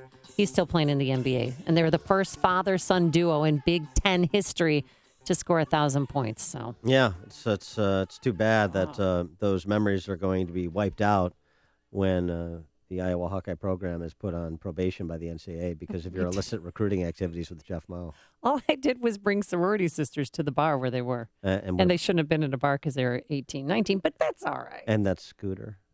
What's Scooter? I know. All right. Yeah. Well, it's back at the Honda dealership in Iowa City. I can tell you that much. I returned it. You're welcome, Northwestern Fighting Illini, putting Iowa on the sidelines for you. Speaking of Iowa, Donald Trump no longer in the lead in Iowa, at least according to one poll that has Ben Carson pulling ahead. Yeah, by how much? 8 points and 28%, and Trump is in second place. Oh, troubles for Trump this morning. Well, and Trump responded the way he responds, which is via Twitter, saying Ben Carson is leading the polls in Iowa. Too much Monsanto in the corn creates issues in the brain? ? Believe me. So nothing like going after Iowa Republican caucus goers and shaming them for leaving Donald Trump in second place at this point. Now, Trump has already said that an intern is responsible for that post. That was not his post insulting Iowa caucus. He has interns tweeting for him? I think not. Well, I thought his tweets were his own. Well, it's interesting. It'll be interesting to see if that slide portends a slide in other states and how Trump handles it. Because normally when he handles bad news is by suing everyone. Right. So I don't know if you can sue all of the Republican caucus goers in Iowa. But what's he going to do to fight back? Because now he's going to have to start tearing down Dr. Ben Carson. Well, he's going to have to spend money on retail media. That's what ultimately he's going to have to do, especially as he comes under increased assault. Iowa is not so important for Trump. But if it is a leading indicator of a larger slide, then it's going to be very interesting to see if and how Trump can reverse that slide. Because remember, even though he's leading nationally still by double digits, according to most polls, he still has this problem of having a high floor but a low ceiling. He doesn't have a lot of growth room, and I don't know if he can create more. I don't know. I've been surprised by Trump to this point. So it's certainly possible, but you can't ignore the circumstances on the ground, and they are changing as people are tuning in, and frankly, to some extent, perhaps as Trump's act is getting old. So we'll see if he's got a second or a third act to offer voters in Iowa and elsewhere. Hear about the big stories of the day, then talk about them right here on Chicago's Morning Answer on AM 560. The Answer. We're not gathered here united tonight because of the name of our teams or of our schools. Witness the true story. But because of the name of a spiritual awakening. Above all names. That saved a high school. Jesus. And shook a city. Experience one hope. Nobody out there knows what's happened with this team. One truth. But when you win on this day, they will! One way. Make the changes to these boys' own. Woodlawn. I'm asking you to stand up right now and make a decision. To change. To forgive. To choose Jesus. I want you to stop all religious activities until this board has taken this matter under full review. I think I'm going to get hit no matter what I do. I got some tough decisions to make. Woodlawn, now showing. For a long time, Turnkey IT has been providing solutions to AM 560 business owners. It's a name that you have come to know and trust. Turnkey IT takes care of your technology and has a plan that fits your company's IT budget and network needs. Interested in moving some or all of your business to the cloud? Turnkey IT can migrate your network to Microsoft's Office 365. Do you need someone to call when you can't print, have a lost file, or need tech support? Turnkey IT's got you covered. Offsite backup? Check. On-site support? Check. Help desk support? Check. Turnkey IT staff is professional, friendly, punctual, and will solve all of your technical problems immediately and even work after normal business hours, all for a fixed monthly rate. Turnkey IT knows your network is truly the heartbeat of your company. So focus on your business and leave the technical stuff to the pros. Visit turnkey.pro today for a plan that fits your needs. That's turnkey.pro. And now, a moment of objectivism with your Ron Brook and the Ayn Rand Institute.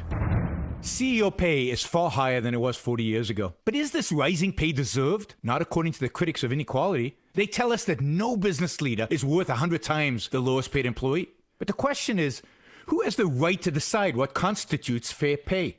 The answer is the people cutting the check, the company's owners. The reason shareholders pay CEOs so much is because CEOs matter. The wrong CEO can sink a company. The right CEO can raise a company to great heights. What the inequality critics object to is not that CEOs are getting paid more than they're worth. What they object to is high pay as such. For more, see my forthcoming book with Don Watkins and listen to my show from the Ayn Rand Institute I'm Yaron Brook. This has been a moment of objectivism from the Ayn Rand Institute. To learn more, listen to the Yaron Brook Show, Saturdays at 4 on AM 560, and visit ariradio.com.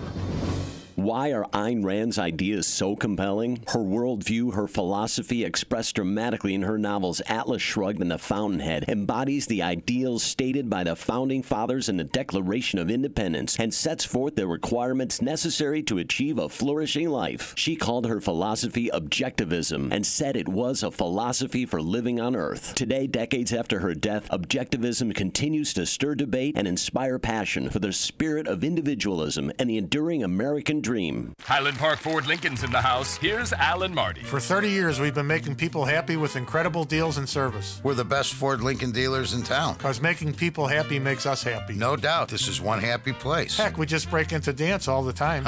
We don't break into dance at the dealership. Sure we do. No, we really don't. We could. Come on, Marty, dance with me. The Highland Park Ford Lincoln Superstore. Call 1-800-984-9000 or go to alanmarty.com.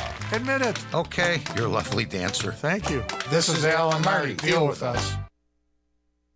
Coming up on Chicago's Morning Answer. Get ready. Lanny Davis, favorite Clintonista, is going to join us at 8:08 to spin Hillary's spin from yesterday. And we'll ask him if the testimony yesterday will continue to bother her on the campaign trail. But first, let's go back into the newsroom. Here is Mike Scott. Amy and Dan, here are the stories that we're following right now. An assistant principal accused of sexually abusing a student at Guerin Prep. We'll have an update on that story for you. An investigation continues following the death of an 8-year-old girl on the South Side.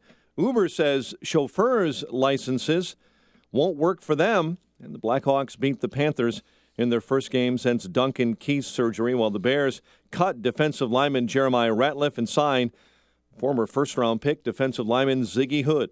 Cloudy and breezy, a little rain in your forecast this afternoon.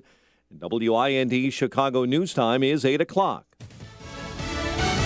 Fox News Radio. I'm Dave Anthony. For the second time this week, a Democrat decides he can't beat Hillary Clinton. Fox News Radio's John Decker live at the White House. Mired at the bottom of most presidential polls and coming off a less than memorable performance in last week's Democratic debate, former Rhode Island Governor Lincoln Chafee just told a Women's Democratic Forum. Now, as you may know, I've been campaigning on a platform of prosperity through peace.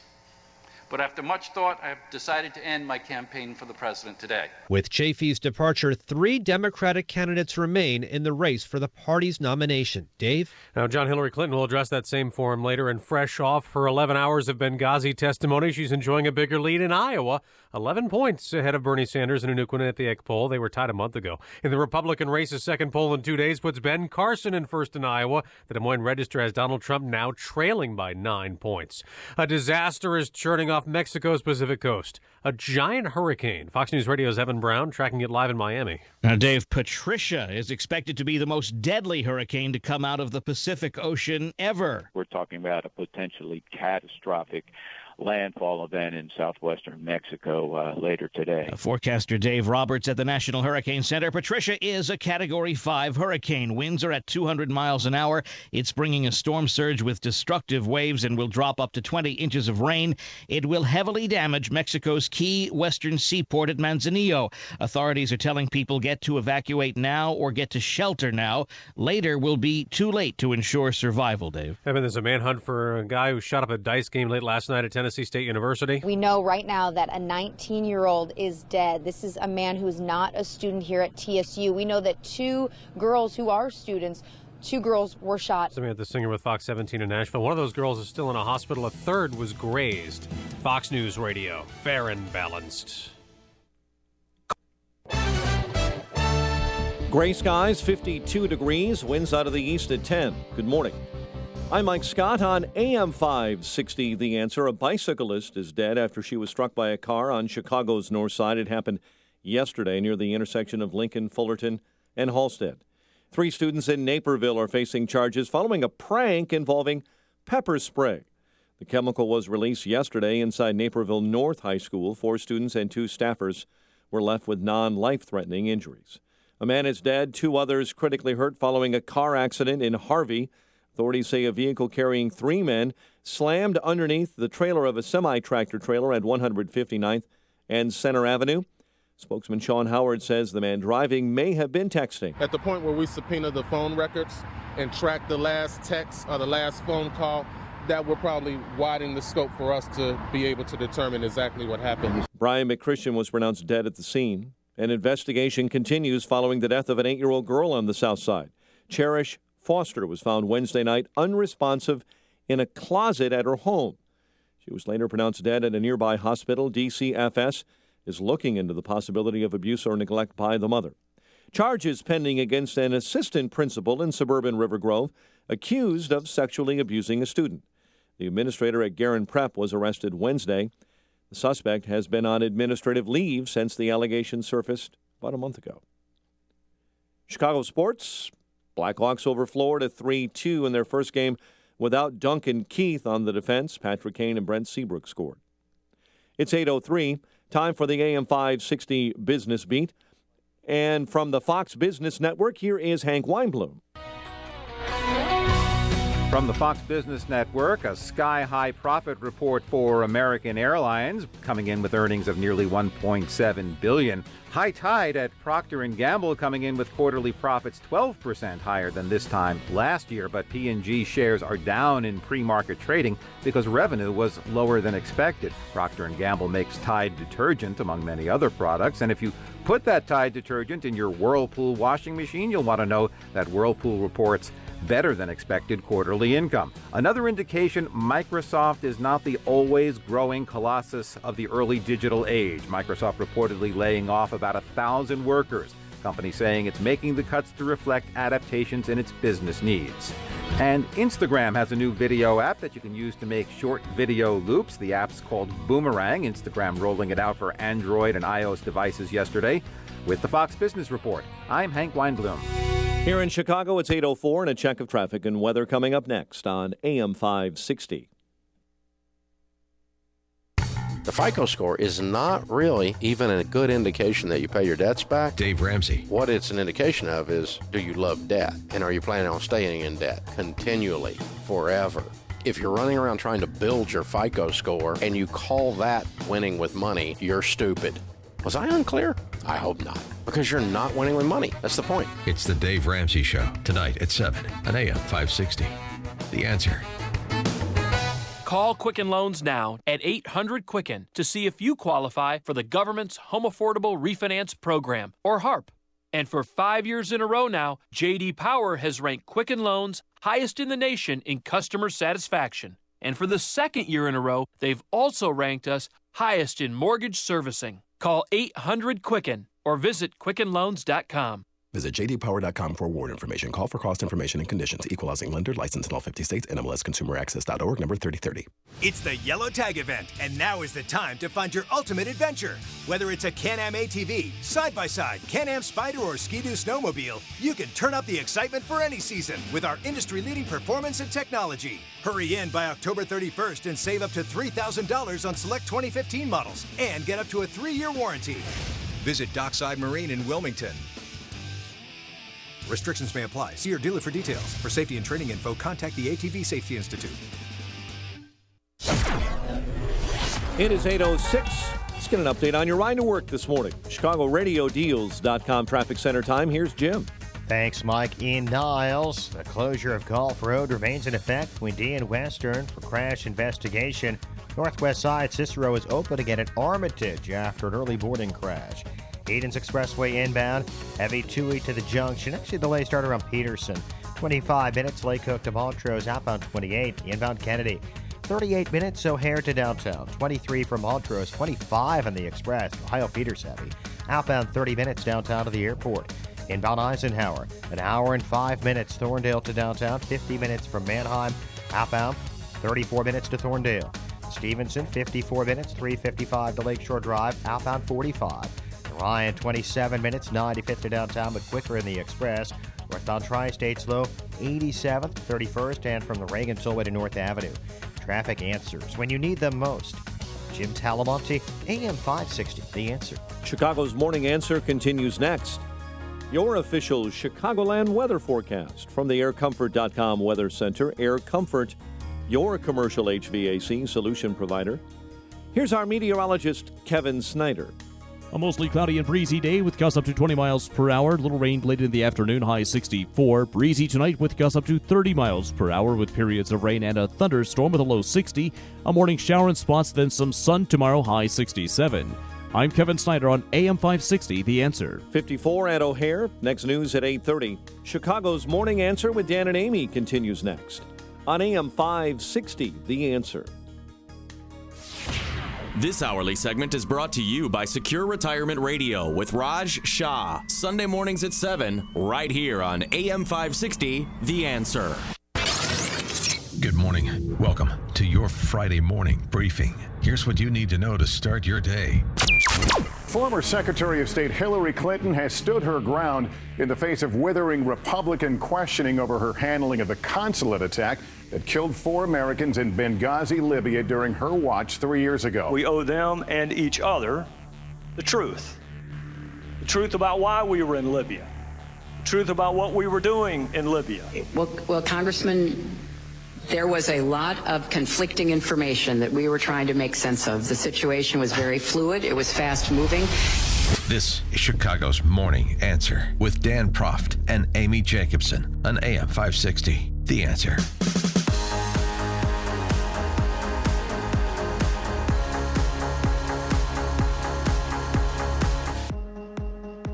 Good morning, Dan and Amy. So 11 hours of testimony from Hillary before the Benghazi committee yesterday with a few breaks. 3 1-hour breaks. A lot of questions, a lot of unanswered questions. And Trey Gowdy laid out what those unanswered questions the committee sought at least some answers for in his opening statement.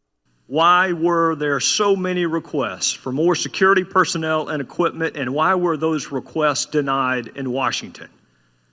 Why did the State Department, compound and facility, not even come close to meeting proper security specifications? What policies were we pursuing in Libya that required a physical presence in spite of the escalating violence? Who in Washington was aware of the escalating violence? What precautions, if any, were taken on the anniversary of 9/11? What happened in Washington after the first attack, and what was our response to that attack? What did the military do or not do? What did our leaders in Washington do or not do, and when? Why was the American public given such divergent accounts of what caused these attacks? And why is it so hard to get information from the very government these 4 men represented, served, and sacrificed for? All good questions, I think. I think we got some answers to some of those questions, but for when we've offered our perspectives on some of what Hillary's had to say, but for a perspective from a Clinton friend, a Hillary friend, we're now joined by our friend Lanny Davis. You know Lanny Davis, lawyer, crisis manager, consultant, author, television commentator, raconteur. Lanny, thanks so much for joining us. Appreciate it. Thanks for having me. I hope whatever great questions you ask, you'll give me a chance to answer. Of course. And so let's start with part of what Trey Gowdy laid out in terms of unanswered questions. Why was the public given such a different answer in terms of what precipitated the attack than was offered privately? Does it matter that Hillary told Chelsea in an email that was discussed at the hearing that it was a terrorist attack, that she told the Egyptian prime minister 24 hours later that it was a terrorist attack, but told the families of the victims and allowed Susan Rice to go on the Sunday talk shows and say it was the video? Does that matter? Do those contradictions matter? Well, the answer to that question has been provided by at least the House Intelligence Committee. Mike Rogers, the chairman, and I were on CNN last night. And if you read the House Intelligence Committee, which conducted thorough hearings for over a year and issued a report under the Republican-controlled Mike Rogers, the chairman, but it was a bipartisan report, answered the question that the explanation as to what the origins of the attack were quite confused and conflicted in the early days, including when the talking points were written that it was triggered by an anti-Muslim video and it was a spontaneous demonstration. Those precise words, according to Chairman Rogers, a very distinguished former Republican member of Congress and chairman of that committee, those precise words attributed to the Obama White House or Hillary Clinton as part of some political narrative by Mr. Gowdy were written by the CIA in every version of the talking points from version 1 to version 14. That expression was used and continued to be used for about 10 days by the CIA. And Mrs. Clinton and a number of other people had conflicted versions, some of which they said to their children or to the foreign secretary or foreign minister of Egypt. But there was a lot of conflict, and the story evolved according to Mike Rogers, the Republican chairman of the Senate Intelligence Committee. But Lanny, a couple of things. One is Mike Rogers didn't interview Clinton. Number two, they didn't have Clinton's emails at the time of the report that you're talking about. What we have now is Hillary communicating what she understood to be true. The Secretary of State communicating what she understood to be true, when she understood it to be true.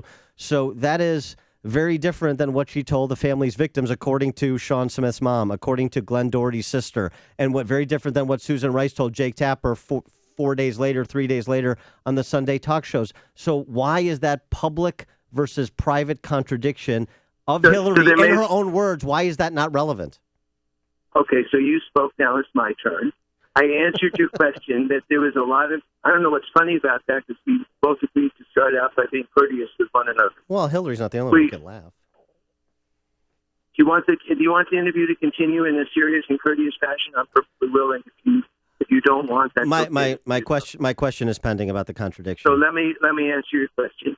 I said that there were conflicted and very evolving versions of the origins of that event by the CIA, by Hillary Clinton, and by many others. Hillary Clinton was not on the Sunday morning talk shows. Susan Rice was, but Mike Rogers last night on CNN, and in a very extensive report, which I'm sure you haven't read, it was written by Republicans, and I've read every word, explained that the evolving story about what the origins were conflicted, and contemporaneously there were different versions in Hillary Clinton's mind.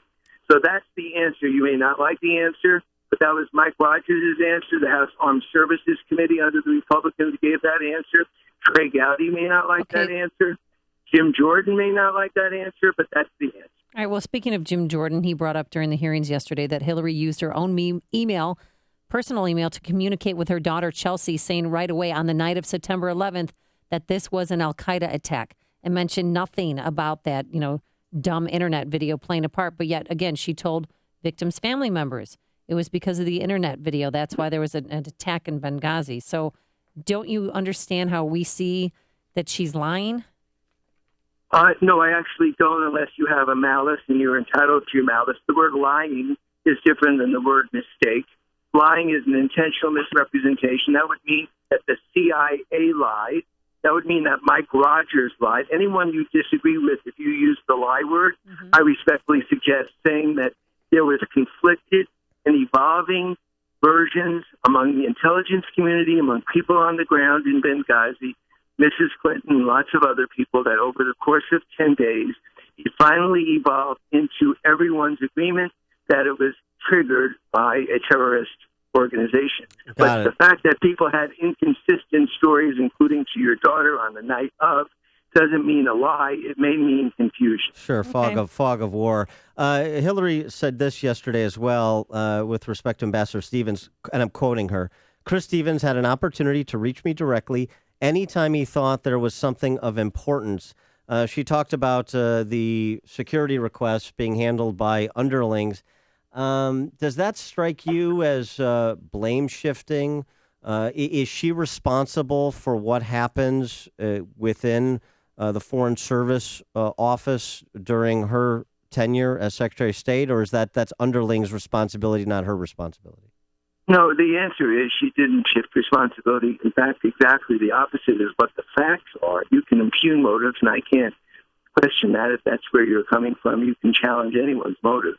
But the facts are that she impaneled the Accountability Review Board, led by a former Republican UN ambassador and somebody who served for 30 years under administrations, both Democratic and Republican, named Thomas Pickering, and the former chairman of the Joint Chiefs of Staff, Mike Mullen. And they found systemic failure within within the State Department, including reporting on requests for additional security. She took that report, which was pretty harsh. She published it. She took personal responsibility for those failures, and she implemented every recommendation. So it's not blame shifting. It's quite the opposite. She was transparent. She ordered the report, and she took the expression systemic failure, which occurred under her watch, and she published it and took responsibility. That's your answer. Do you think that her emails is going to be an issue in the general election? Or do you think that she did such a good job yesterday that the majority of the American people are going to forget about it? Okay, well, we're both guessing. I don't really know whether it will be an issue. 40% of the electorate will vote for whoever is the Republican nominee. 40% of the electorate will vote for whoever the Democratic nominee. That's historically a fact.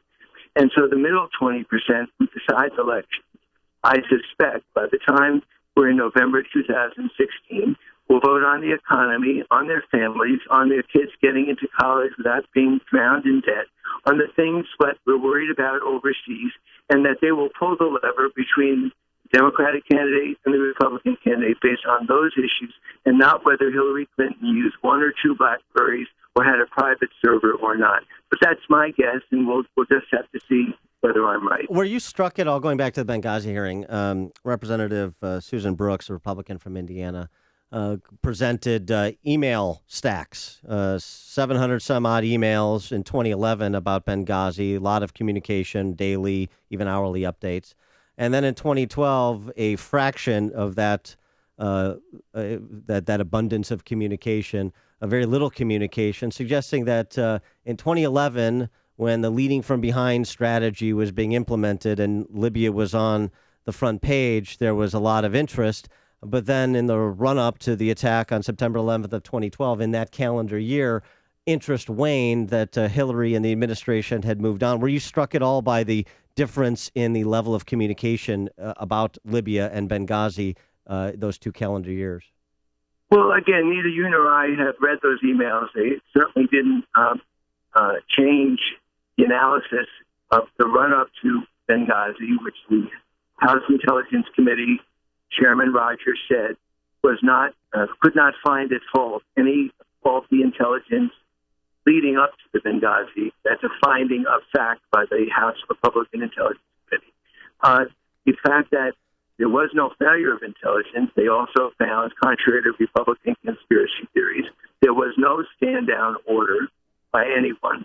And the fact that the Secretary of Defense and the head of the intelligence agency at the time have never been called as a witness and never been deposed, and we had 11 hours of Hillary Clinton at least available, 8 or 9 hours testifying, suggests to you that the priorities weren't really, to me at least, in my own personal and somewhat biased opinion, that Mr. Gowdy's priorities in never calling the Secretary of Defense as to why they weren't available to rescue these poor people, never calling David Petraeus, who was presiding over those talking points about spontaneous demonstration and approved them, never called them, but has called Hillary Clinton. All right. To me, that suggests the bias of a political motive of the Gowdy Right. Committee. But thank you for letting me answer that question. Lanny, thank you. Lanny Davis, former special counsel to President Bill Clinton, lawyer, crisis manager, consultant. Lanny, thanks as always for joining us. Appreciate it.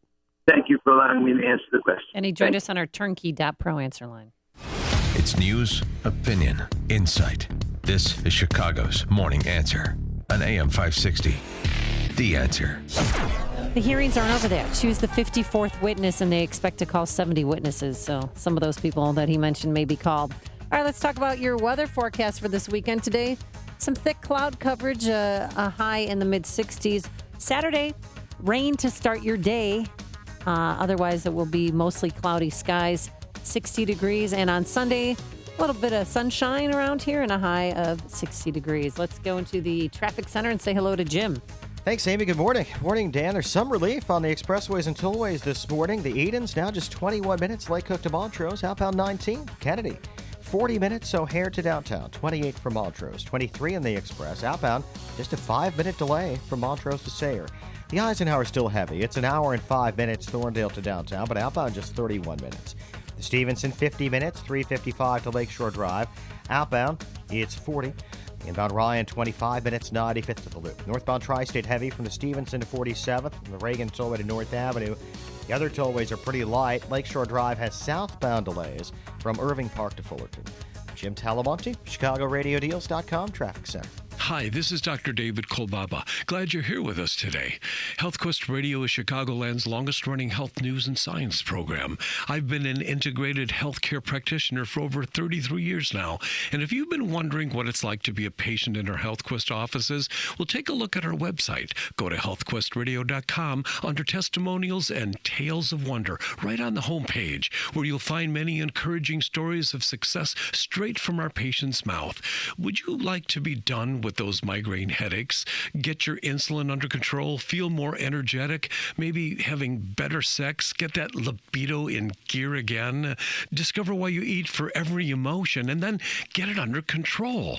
On medication and want to be off of it? Whatever health challenges you the most, you can schedule your new patient consult with me just by calling our HealthQuest Radio hotline at 800-794-1855. That's 800-794-1855. Honey, it's official. I'm running for office. Bob Bunn is going to run. But the election is around the corner. You haven't even begun. Hey, be nice, hun. I went to electiongraphics.us. They designed this sharp logo and are printing everything we need to help win votes. Walk cards, door hangers, yard signs, flyers, banners, even these awesome buttons. Ooh, how fun. Electiongraphics.us. I even had them take my campaign photo. Here it is. What do you think? Bob Bunn, your face beams like the sun. Electiongraphics.us works with you to develop the visual message of your campaign, whether it be local, state, or national in scope. Electiongraphics.us works with your existing graphics or can help design eye-catching brand and visuals that will deliver your message. Electiongraphics.us will ensure that your brand and message are clean, consistent, and clear. Bob Bunn, you've won! Without electiongraphics.us, I couldn't even have begun. Electiongraphics.us, 847-224-8757. That's 847-224-8757.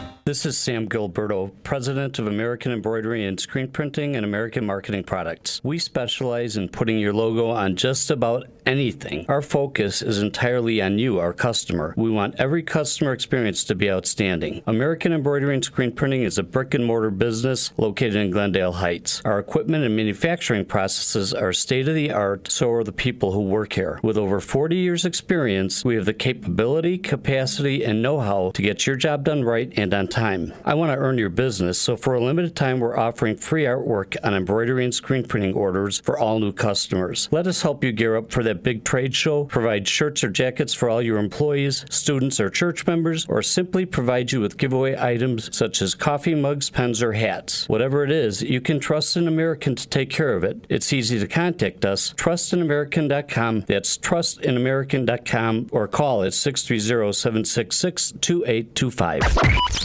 AM 560, The Answer.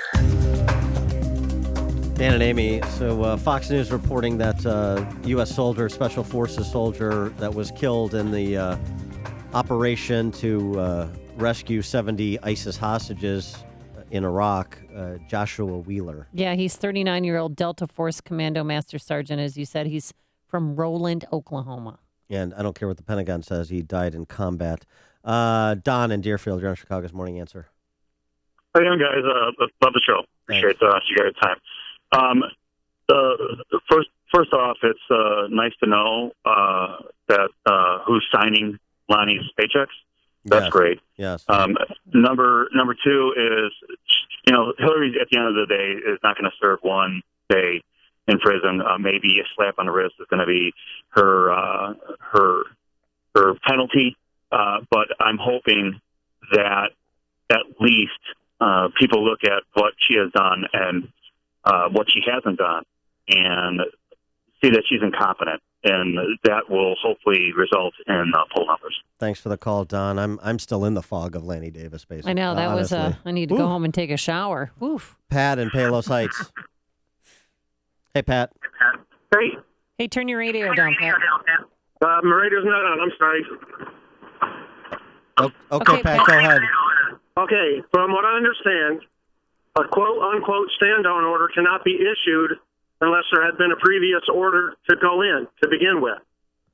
And so the guys were there waiting to get the order to go in that never came. So follow whatever you want. They were told basically not to go in. Yeah, good point, Pat. Stand down, Thanks for the call. Frank in West Chicago. Yeah, if I was going to Monday morning quarterback this, I think there was some wrongdoing with regards to security and maybe the response to when it happened. But to try and pin her down as far as, was it terrorist, was it about the movie?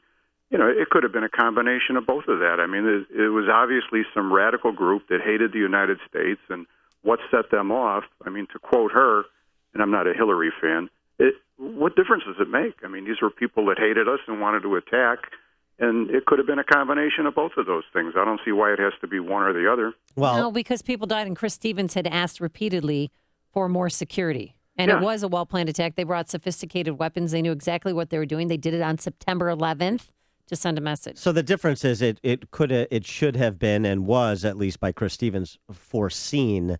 And so there's culpability there. That's the difference. And Hillary seems to understand that difference. At least she did in her private correspondence. Thanks for the call, Frank. Sean in Elmwood Park. Lanny Davis sounded a little moody today, didn't he? I mean, he's had his lips on the Clinton derriere for 45 years. Maybe it's some sort of a supporter menopause. But as you heard him twist and deceive and snake charm the truth, one thing came true to me. And I remembered when Bill was going through the blue dress scandal. None of this, if you're a supporter of this buffoon, if you're so ignorant as to the issues that they spew this Soviet socialism, do you think her supporters are going to care one iota? They're not going to care one iota because they were hanging on every word. This liar, and I mean liar, Lanny Davis is a liar with a degree. He looks at evidence, and his whole intent is to create a cloud of doubt. And he did it. He does it. That's what they do. That's what's kept this scam going. And it's disgraceful that people, all of a sudden, you want to hear the facts of Lanny Davis, but the facts and the ramifications of every other thing these people support, that we don't care. This is a charade. It's kabuki theater. It will equal nothing to this woman but more support. It's how Bill Clinton now is revered as a statesman, a man who molested an intern. All right, thanks for the call. Thanks for the call, Sean. There's only one radio show in Chicago talking about today's biggest stories and telling you what they really mean. That show is this one, Chicago's Morning Answer on AM 560, The Answer. It's easy to take your commercial HVAC system for granted. It's always there, keeping your building comfortably warm or cool. Until you have a system failure. With another unforgiving Chicago winter just around the corner, now's the time to have a comprehensive review of your mechanical HVAC system. And you don't want just anyone. You want Air Comfort, Chicagoland's leading mechanical professionals. For over 80 years, Air Comfort has delivered its customers the best trained and highly skilled team of award-winning technicians. That's why Air Comfort is recognized as Star Certified by the MSCA, a designation achieved by only 2% of contractors nationwide. With a service fleet of more than 80 fully equipped vehicles, chances are that an Air Comfort technician is nearby. Schedule your system check by calling now, 708-345-1900. That's 708-345-1900 or online at aircomfort.com. AM 560, The Answer.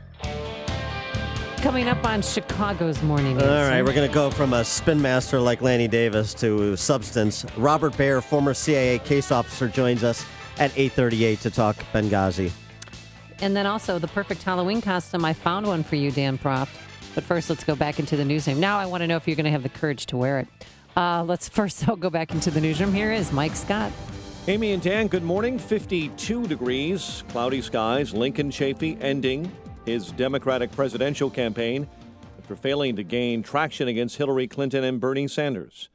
Big storm headed for Mexico's Pacific coast between Puerto Vallarta and Manzanillo. Hurricane Patricia, a Category 5 storm, forecasters calling it the strongest ever recorded in the Western Hemisphere. John Cangelosi is a hurricane specialist with the National Hurricane Center. Landfall isn't far away. We think that the storm is going to be beginning to turn northward overnight. And then making a general north motion or perhaps north-northeast motion to the coastline of southwestern Mexico, likely making landfall Friday. Cangelosi says Patricia also poses big problems for Texas, where recent rains have caused flooding in parts of that state. Investigators in southwest France near Bordeaux are trying to find out what caused a fiery collision between a truck and bus in wine country that killed 42. One person is dead, 2 others hurt following a late-night shooting on the campus of Tennessee State University. Israel now allowing young Muslim men to enter Jerusalem's most sensitive holy site for Friday prayers. It's an apparent effort to try and ease tension between Israel and Palestine. A bicyclist is dead after she was struck by a car on Chicago's north side. It happened at the three-way intersection of Lincoln, Fullerton, and Halstead yesterday. An investigation continues following the death of an 8-year-old girl on the south side. Cherish Foster was found this week unresponsive in a closet in her home. She was later pronounced dead at a nearby hospital. Meantime, charges are pending against an assistant principal in suburban River Grove, who's accused of sexually abusing a student. The administrator at Garin Prep High School was arrested Wednesday.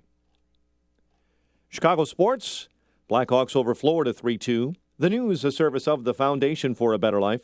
She didn't just visit the sick and poor, she moved in because they needed help. Mother Teresa couldn't do it all, but gave her all. Compassion. Pass it on from the Foundation for a Better Life at values.com. A check of traffic and weather on the way next on AM 560. Mike Gallagher wants the left to get real about guns. Because we know that the shooter in Oregon would have absolutely obeyed the no concealed weapons permit law on campus at Umpqua Community College, right? Of course he would have. He was a good guy. He was just misunderstood. Bunch of damn fools.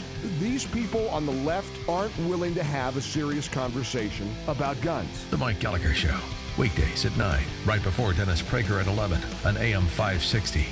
The Answer. Exergen Temporal Scanner Thermometer is the top choice of doctors and nurses nationwide and should be yours. With one scan to the forehead, Exergen Temporal Scanner provides an accurate temperature, stress-free. Available at Walgreens. Change in the market shouldn't be a surprise to anyone. In fact, since World War II, we've seen a correction on average about once every 18 months. That's why Arlington Capital Management developed proprietary tools that help them to see what's beyond your investment horizon. Like an experienced ship captain uses tools to avoid stormy weather, Arlington Capital Management uses tools to guide you through market corrections before it's too late and help us decide when to capitalize on opportunity. Call Arlington Capital Management today at 855-471-5796 to learn how their active management systems can help you. Each day, they actively explore the market, our economy, and all the variables that affect your investments. Stormy markets never cloud their vision. The professionals at Arlington Capital Management use their tools and experience to guide them. Call Arlington Capital Management today at 855-471-5796 for a financial review. The number again is 855-471-5796 or learn more at arlington-capital.com. The majority of us don't think about the IRS until April 15th rolls around. But if you owe back taxes, with each passing day, you're accruing penalties that can reach up to 50%.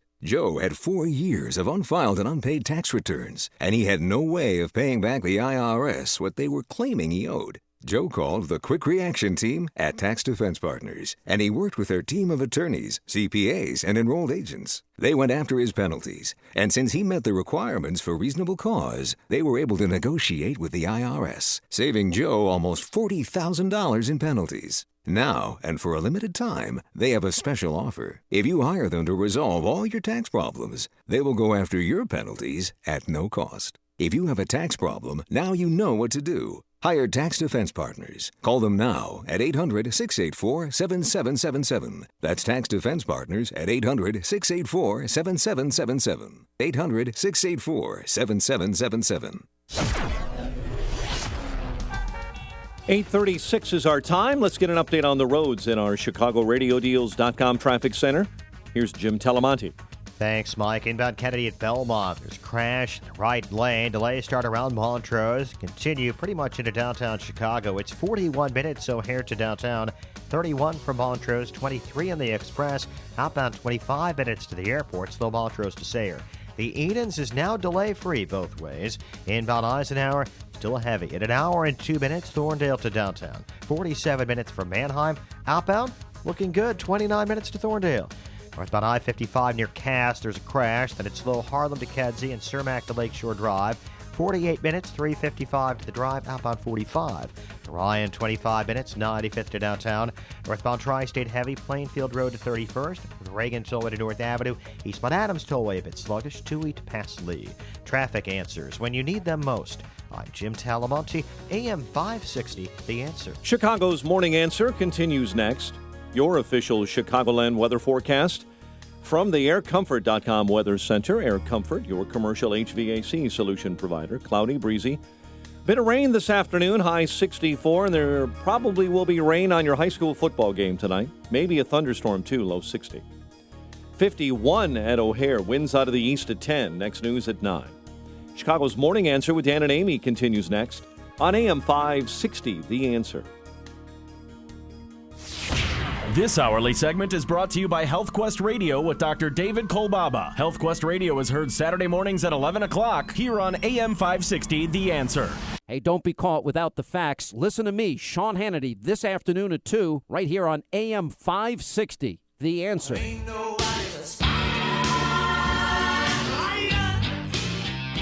Dan and Amy, a lot of testimony during the 11 or so hours that Hillary Clinton was before the Benghazi committee yesterday. I enjoyed what our congressman here, Peter Roskam, one of our congressmen, Peter Roskam, did, kind of walking Hillary Clinton into taking ownership of the Libyan policy because she so wanted to take ownership, at least when things were going well. And Peter Roskam summed up the Hillary doctrine as such. Well, you just recited the Clinton doctrine to us, and let me tell you what I think the Clinton doctrine is. I think it's where an opportunity is seized to turn progress in Libya into a political win for Hillary Rodham Clinton. And at the precise moment when things look good, take a victory lap like on all the Sunday shows 3 times that year before Gaddafi was killed, and then turn your attention to other things. Yeah, I don't think that's a bad summation, particularly with respect to the amount of communication that was going on between those on the ground in Libya and the State Department in 2011 versus 2012. But let's get some additional expert insight into these and other matters of national security import. We're now joined by Bob Baer. Bob Baer is a former CIA case officer. He's a Times intelligence columnist. He wrote a book called See No Evil, and he's particularly knowledgeable about the Middle East and the former Soviet republics where he was a clandestine officer. He joins us now. Robert Baer, thanks so much for joining us. Appreciate it. Good morning. So a lot to cover in terms of what was offered up and what was discussed yesterday. But when we start with the military response or lack thereof for Ambassador Stevens and his men when it became clear they were under attack, how do you assess the response and the leadership during that period from what we have come to understand to this point? Well, what was clearly in place, and I include the ambassador in this, and he should have known better than anybody that Libya had slipped out of control, and Americans traveling around, official Americans with 4 security people with M4s were clearly a target. They shouldn't have been in Benghazi. And if they were in Benghazi, there should have been a reinforced Marine battalion. That city had completely slipped beyond the control of any government. They knew it was full of these crazy Takfiris, and you simply don't put an ambassador in harm's way like that. But the problem in Washington is the narrative, the political narrative is Libya's fine. It's going to be okay. We go where we want. And things aren't this bad. You have to look at this in terms of Mosul, when the president was describing the Islamic, ISIL as the JV team. I mean, it's completely delusional assessments coming out of Washington, from the CIA and State Department. Yeah, we learned yesterday, at least I did from watching Fox News, they were doing a fact check segment that 3 weeks before the 2012 attack, the CIA met with State Department members and were thinking about moving Chris Stevens and those to the CIA annex where they would have been better protected. Do you think that would have been a good move? I mean, would they have been better protected there? They weren't. Those are contractors. Those weren't a military unit. They're a couple ex-SEALs. He would have been safer, yes, but that mob could have been much bigger. And if that building, the annex, had taken on the mob in an organized fashion, I think you would have seen more Libyan units should show up, and a lot of people would have been killed. These buildings are indefensible. If you're going to have an American facility in a hostile country like that, you need a security force of thousands and heavy weapons, which no one was prepared to build a fortress like that. So we know that Ambassador Stevens didn't have the security he needed or wanted at the time of the attack, 9/11/2012. But I want to get your assessment of when the compound was under attack and what the State Department and intelligence personnel did or didn't do to respond to the need for help on September 11th of 2012. That help would have had to been in place. The Pentagon, from the start, cannot respond in 7 or 8 hours. I've been in those situations. They need forward air observers. Need to study the target. The Pentagon, unless they're prepared for attack, are incredibly slow. I think what the mistake was to let Stevens go down there and ignore the situation in Libya, and that's the basic mistake. Yeah, and I've heard you say several times, that he shouldn't have been there in the first place. But are any of your sources telling you why he was there, or do you have any idea why he was stationed there? Well, it was down there. The unit down there, the CIA unit, was buying up weapons, like surface-to-air missiles, so they wouldn't end up in the hands of the terrorists. Now, what I've heard over and over again, and I've checked with people who follow this, both government officials, is we were facilitating a program of the Gulf Arab countries buying weapons in Libya and then sending them to Syria. We were not directly involved in the buying or the selling of those weapons, but clearly we've turned a blind eye to the Gulf countries supporting in Syria Jabhat al-Nusra, which is Al-Qaeda, and an enormous amount of money and weapons going to the Islamic State. Whether this is done privately or not, it just doesn't matter. So it's like Iran-Contra, where you get a wink and a nod from the White House saying, well, we can't let the Syrians get slaughtered, but we won't supply weapons ourselves. We don't have any contacts in Syria, so we'll let the Qataris or the Saudis do it. And where do you get weapons except in Libya? And I don't know that Stevens was down there. I find it curious he was talking to the Turkish ambassador. I mean, why didn't he meet the Turkish ambassador in Tripoli? That was the obvious place to do it. That trip, no one's explained that trip, why he was down there, why he was in an unreinforced compound, why in that compound they had bladders of gasoline. That's really led to their death. You never do that. You never give the mob access to gasoline once they get in, and that's, of course, exactly what they had. They burned it. They burned the diesel fuel, right? Yeah, and they burned the fuel, and that's how Stevens died. Now, why? I mean, where was the Department of Security on that? The State Department. They call it DS. Somebody should have been fired. That is a breach of duty. When you hear Hillary Clinton say, as she said yesterday, Chris Stevens had an opportunity to reach me directly anytime he thought there was something of importance, how do you react to that statement? Well, that's true, but I mean, he's, but she wasn't paying attention to Libya. She just wasn't paying attention. I mean, you go right across from Syria to Iraq to Tunisia and the rest of it. There was just blind denial in Washington, starting in 2 and 11, what these revolutions were. They wanted them to be free, democratic, Jeffersonian, and they never were. And anybody who brought contrary views, as it is today, is shut off. But before, when the attack happened, the election was just 6 weeks away. What role did that play in how they handled the Benghazi attacks? They tried to sugarcoat the narrative. I mean, that's every White House always does. That it was a riot. That the whole thing. I don't think we know that much about what really started it even today. But clearly, when you put people out on put them out on the circuit explaining things they were worried. We're talking to Bob Baer, former CIA case officer, a clandestine officer in the Middle East. He's also the author of the book See No Evil.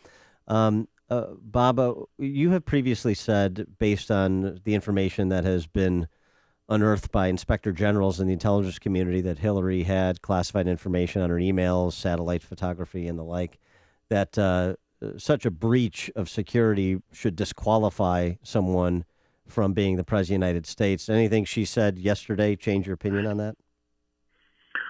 We still haven't seen the FBI investigation. That's what we want to see. And not that I would trust them to come out with a damning investigation necessarily. It depends how they do it. But the initial reports I reacted to, that she had documents on her server, which was unsecured, which are TS, TK, SI, no form. For me, as a former intelligence officer, that's about as bad as you get. Now, that has not been reported. This is... Did we lose Bob? Oh, we've officially lost all right. Bob. But thanks, Bob, for joining us. Hillary cut off our communication. That was Bob Baer, former CIA case officer and a Time intelligence columnist, who joined us on the Turnkey.pro answer line. Before you see it on TV, share it on Facebook, or read about it in the paper. Hear it here first. This is Chicago's Morning Answer on AM 560. The Answer. Well, today you can see the thick clouds, and we can't rule out an afternoon shower. Tonight we have a chance of a shower or thunderstorm, and tomorrow morning you'll be greeted by some rain. Otherwise, by the afternoon, some clouds breaking for some sun. It will be breezy, a high of 67. And on Sunday, no rain in the forecast, plenty of sunshine, a few high clouds, a cooler, a high of 60. Let's get the travel times. How's the commute into work, Jim Telemonte? Right now, things are looking pretty good. It's a nice, light Friday for the most part. The Edens is delay-free. Inbound Kennedy, improving. Still stop and go from Montrose into the Burn Circle. 38 minutes, O'Hare to downtown. 28 from Montrose, 30 in the Express. Outbound, just a 3-minute delay from Lawrence to Sayre. The Eisenhower is an hour and 2 minutes, Thorndale to downtown, and 47 minutes from Manheim, but outbound delay-free. Stevenson, 45 minutes, 3:55 to Lakeshore Drive, outbound fine at 34. Ryan is 25 minutes, 95th to downtown. Southbound Lakeshore Drive, still slow Irving Park to Fullerton. Northbound Tri-State, heavy Plainfield Road to 47th, then at 290. Adams Tollway, little sluggish past Toohey. The other tollways all good. Northwest Indiana fine.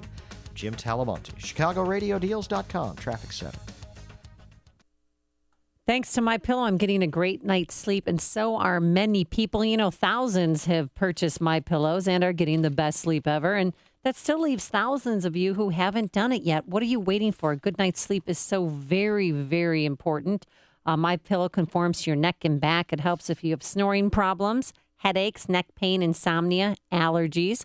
Plus, MyPillow is washable, and it keeps its shape to give you support where you need it most. That's why it's named the official pillow of the National Sleep Foundation. American-made, tens of thousands of satisfied customers, and you could be one too by simply going to MyPillow.com.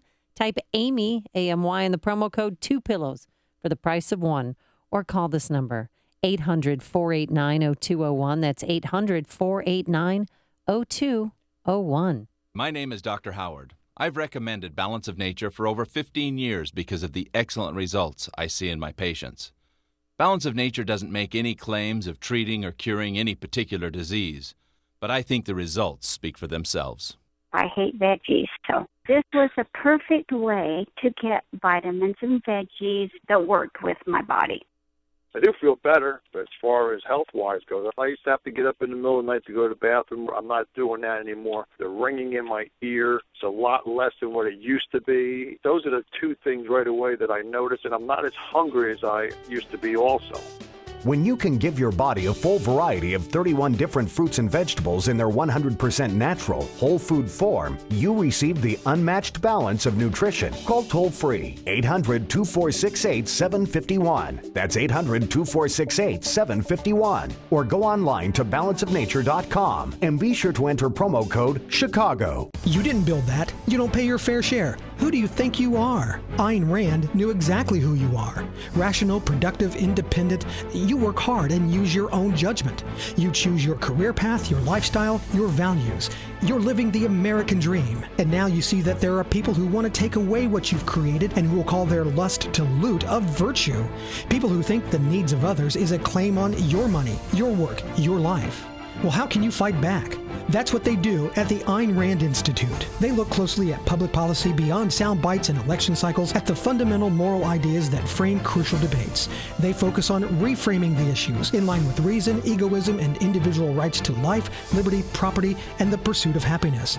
Your life, liberty, property, and the pursuit of your happiness. Stand up with them to fight against the sacrifice of your values by making a contribution today at AynRand.org/support. They'll use your money to defend your values. Coming up next, it's me, Mike Gallagher, right after Chicago's Morning Answer with Dan and Amy on AM 560, The Answer. It's coming. Mike Myers, that's the costume? No. Halloween's coming a week from Saturday, excuse me. And Dana, I know you're not a big Halloween guy. When was the last time you dressed up? The year was? 1983. Really? How old were you back then?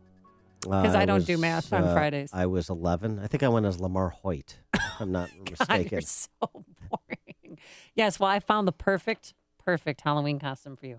Earlier in the week, we talked about this outfit. What was this called? Ladyboy. Ladyboy, yeah. This is too All graphic. the rage. You can't wear this. This is so graphic. I had no plans to. And if I see any man wearing this outfit down my street, I'm going to attack that person. Hate crime. And rip certain things off of them because it's too graphic. You can't go trick-or-treating in this. So I found a great costume. Are you ready? Yeah. You want to take a guess what it might be? Do you think it's Donald Trump, Kermit the Frog, Fozzie Bear? Because those are big selling costumes. Those are the three big sellers right now. Trey Gowdy. You could be Trey Gowdy, yes. Lincoln Chafee. Oh, you mean Lincoln Chafee? This guy, Lincoln Chafee? Oh boy, what a debate! And to think, at the center of it all was me, Lincoln Davenport Chafee. Well, good night, America. Bye forever. And he's departing today, so Yes. it'd be a perfect kind of, final salvo for Lincoln Chafee. It could carry around, measurements and metric. That would be good. Or maybe Copy a strange brew since he lives in Canada. Get a new set of teeth. No, I think that you should be the Pizza Rat. Oh, it's such an easy costume. from New York? The Pizza Rat, because that's what people are doing. You can dress all in gray and then do a cutout. And I can make this for you. I can make a slice of pizza and you can or even buy a big, large New York style piece of pizza and put it on top of your head. You think so? No, I don't think so. Oh, you didn't bite on that one. We found this mouse in a bottle of Elsinore beer that we bought at your beer store, eh? And we heard, when that happens, that you get your beer free. It's in the Canadian Criminal Code, eh? Yeah. There's legal precedent-setting cases in law. So, give us our free beer. You're listening to Chicago's Morning Answer with Dan Proft and Amy Jacobson on AM 560. The Answer. When you send your 16-year-old off in that car, you shouldn't be thinking about saving on car insurance premiums. You should be wondering if you have the most coverage you can afford. Heil & Heil Insurance is here to assist you with critical auto insurance questions like this. These are the questions you should be asking. Call Heil & Heil Insurance today at 847-866-7400 or visit them online at heilandheil.com. At Heil & Heil Insurance, they ask the difficult questions before you put your child behind the wheel. You can put a price on coverage, but not on peace of mind. Call Heil & Heil Insurance today at 847-866-7400 for a free consultation or visit their website at heilandheil.com. Let them help you drive with confidence. That's 847-866-7400. Quality of lifestyle can be preserved by managing risk. Let Heil & Heil help you manage yours. Call today, 847-866-7400. I know what I'm going to go as for Halloween. What? Jeff Moe. Oh, I have his Letterman's jacket you can borrow. Oh, boy. Perfect. Wow. All right. Some tube socks. That's a real collector's item. So often on the show, we talk about the important issues that affect your world, things like the economy, education, foreign policy, Amy Jacobson's NCAA recruiting violations. And on the show, because there's always so much going on, we don't always have time to drill down and talk about the big ideas behind the big issues. It's one of the reasons I'm involved in the new website along with the Illinois Policy Institute called Upstream Ideas, online at upstream-ideas.com. At Upstream Ideas, you'll find info that will enlighten the discussions we're having here on this show and elsewhere. At Upstream Ideas, we broaden the parameters of debate and move beyond the same old partisan assumptions. In other words, we're pushing against the current and thinking upstream. And I encourage you to check out my interview with Chicago Tribune editorial board Kristen McQuarrie that's posted. So go online now to upstream-ideas.com. That's upstream-ideas.com. With each visit, you'll be armed with new info and fresh perspectives to spur you to make the state of Illinois and the good old USA a bit more free, a bit more just, and a bit more civilized. The easiest way to make a style statement this season is as simple as pinning a brooch or two to your lapel. And planning a visit to MJ Miller & Company, hey, consider MJ Miller an extension of your mom's jewelry box with more decorative pins than virtually any jeweler in the Midwest. The bigger the brooch, the better, or you can express your individuality by mixing brooch metals and styles. Add a constellation of sparkling stars to your blazer, or let a single adornment shine on its own.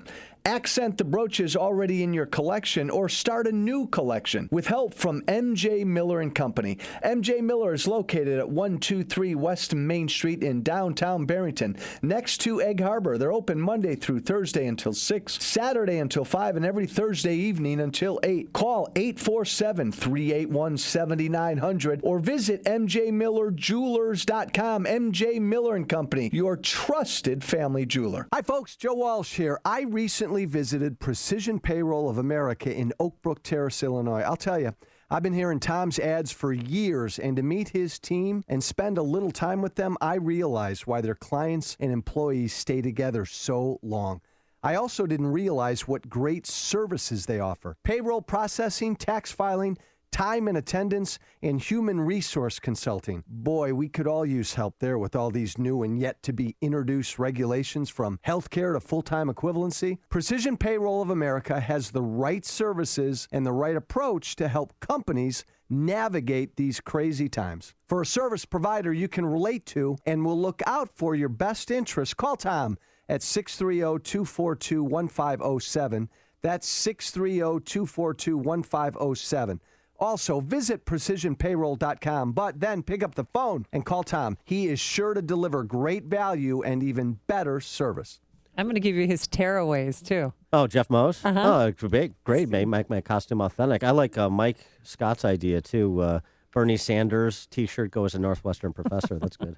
Hey, thanks so much for making us a part of your day. Have a great and safe weekend. Here's Mike Scott. We're going to have a wet weekend. Rain is on the way and gray skies. WIND Chicago News Time is 9 o'clock.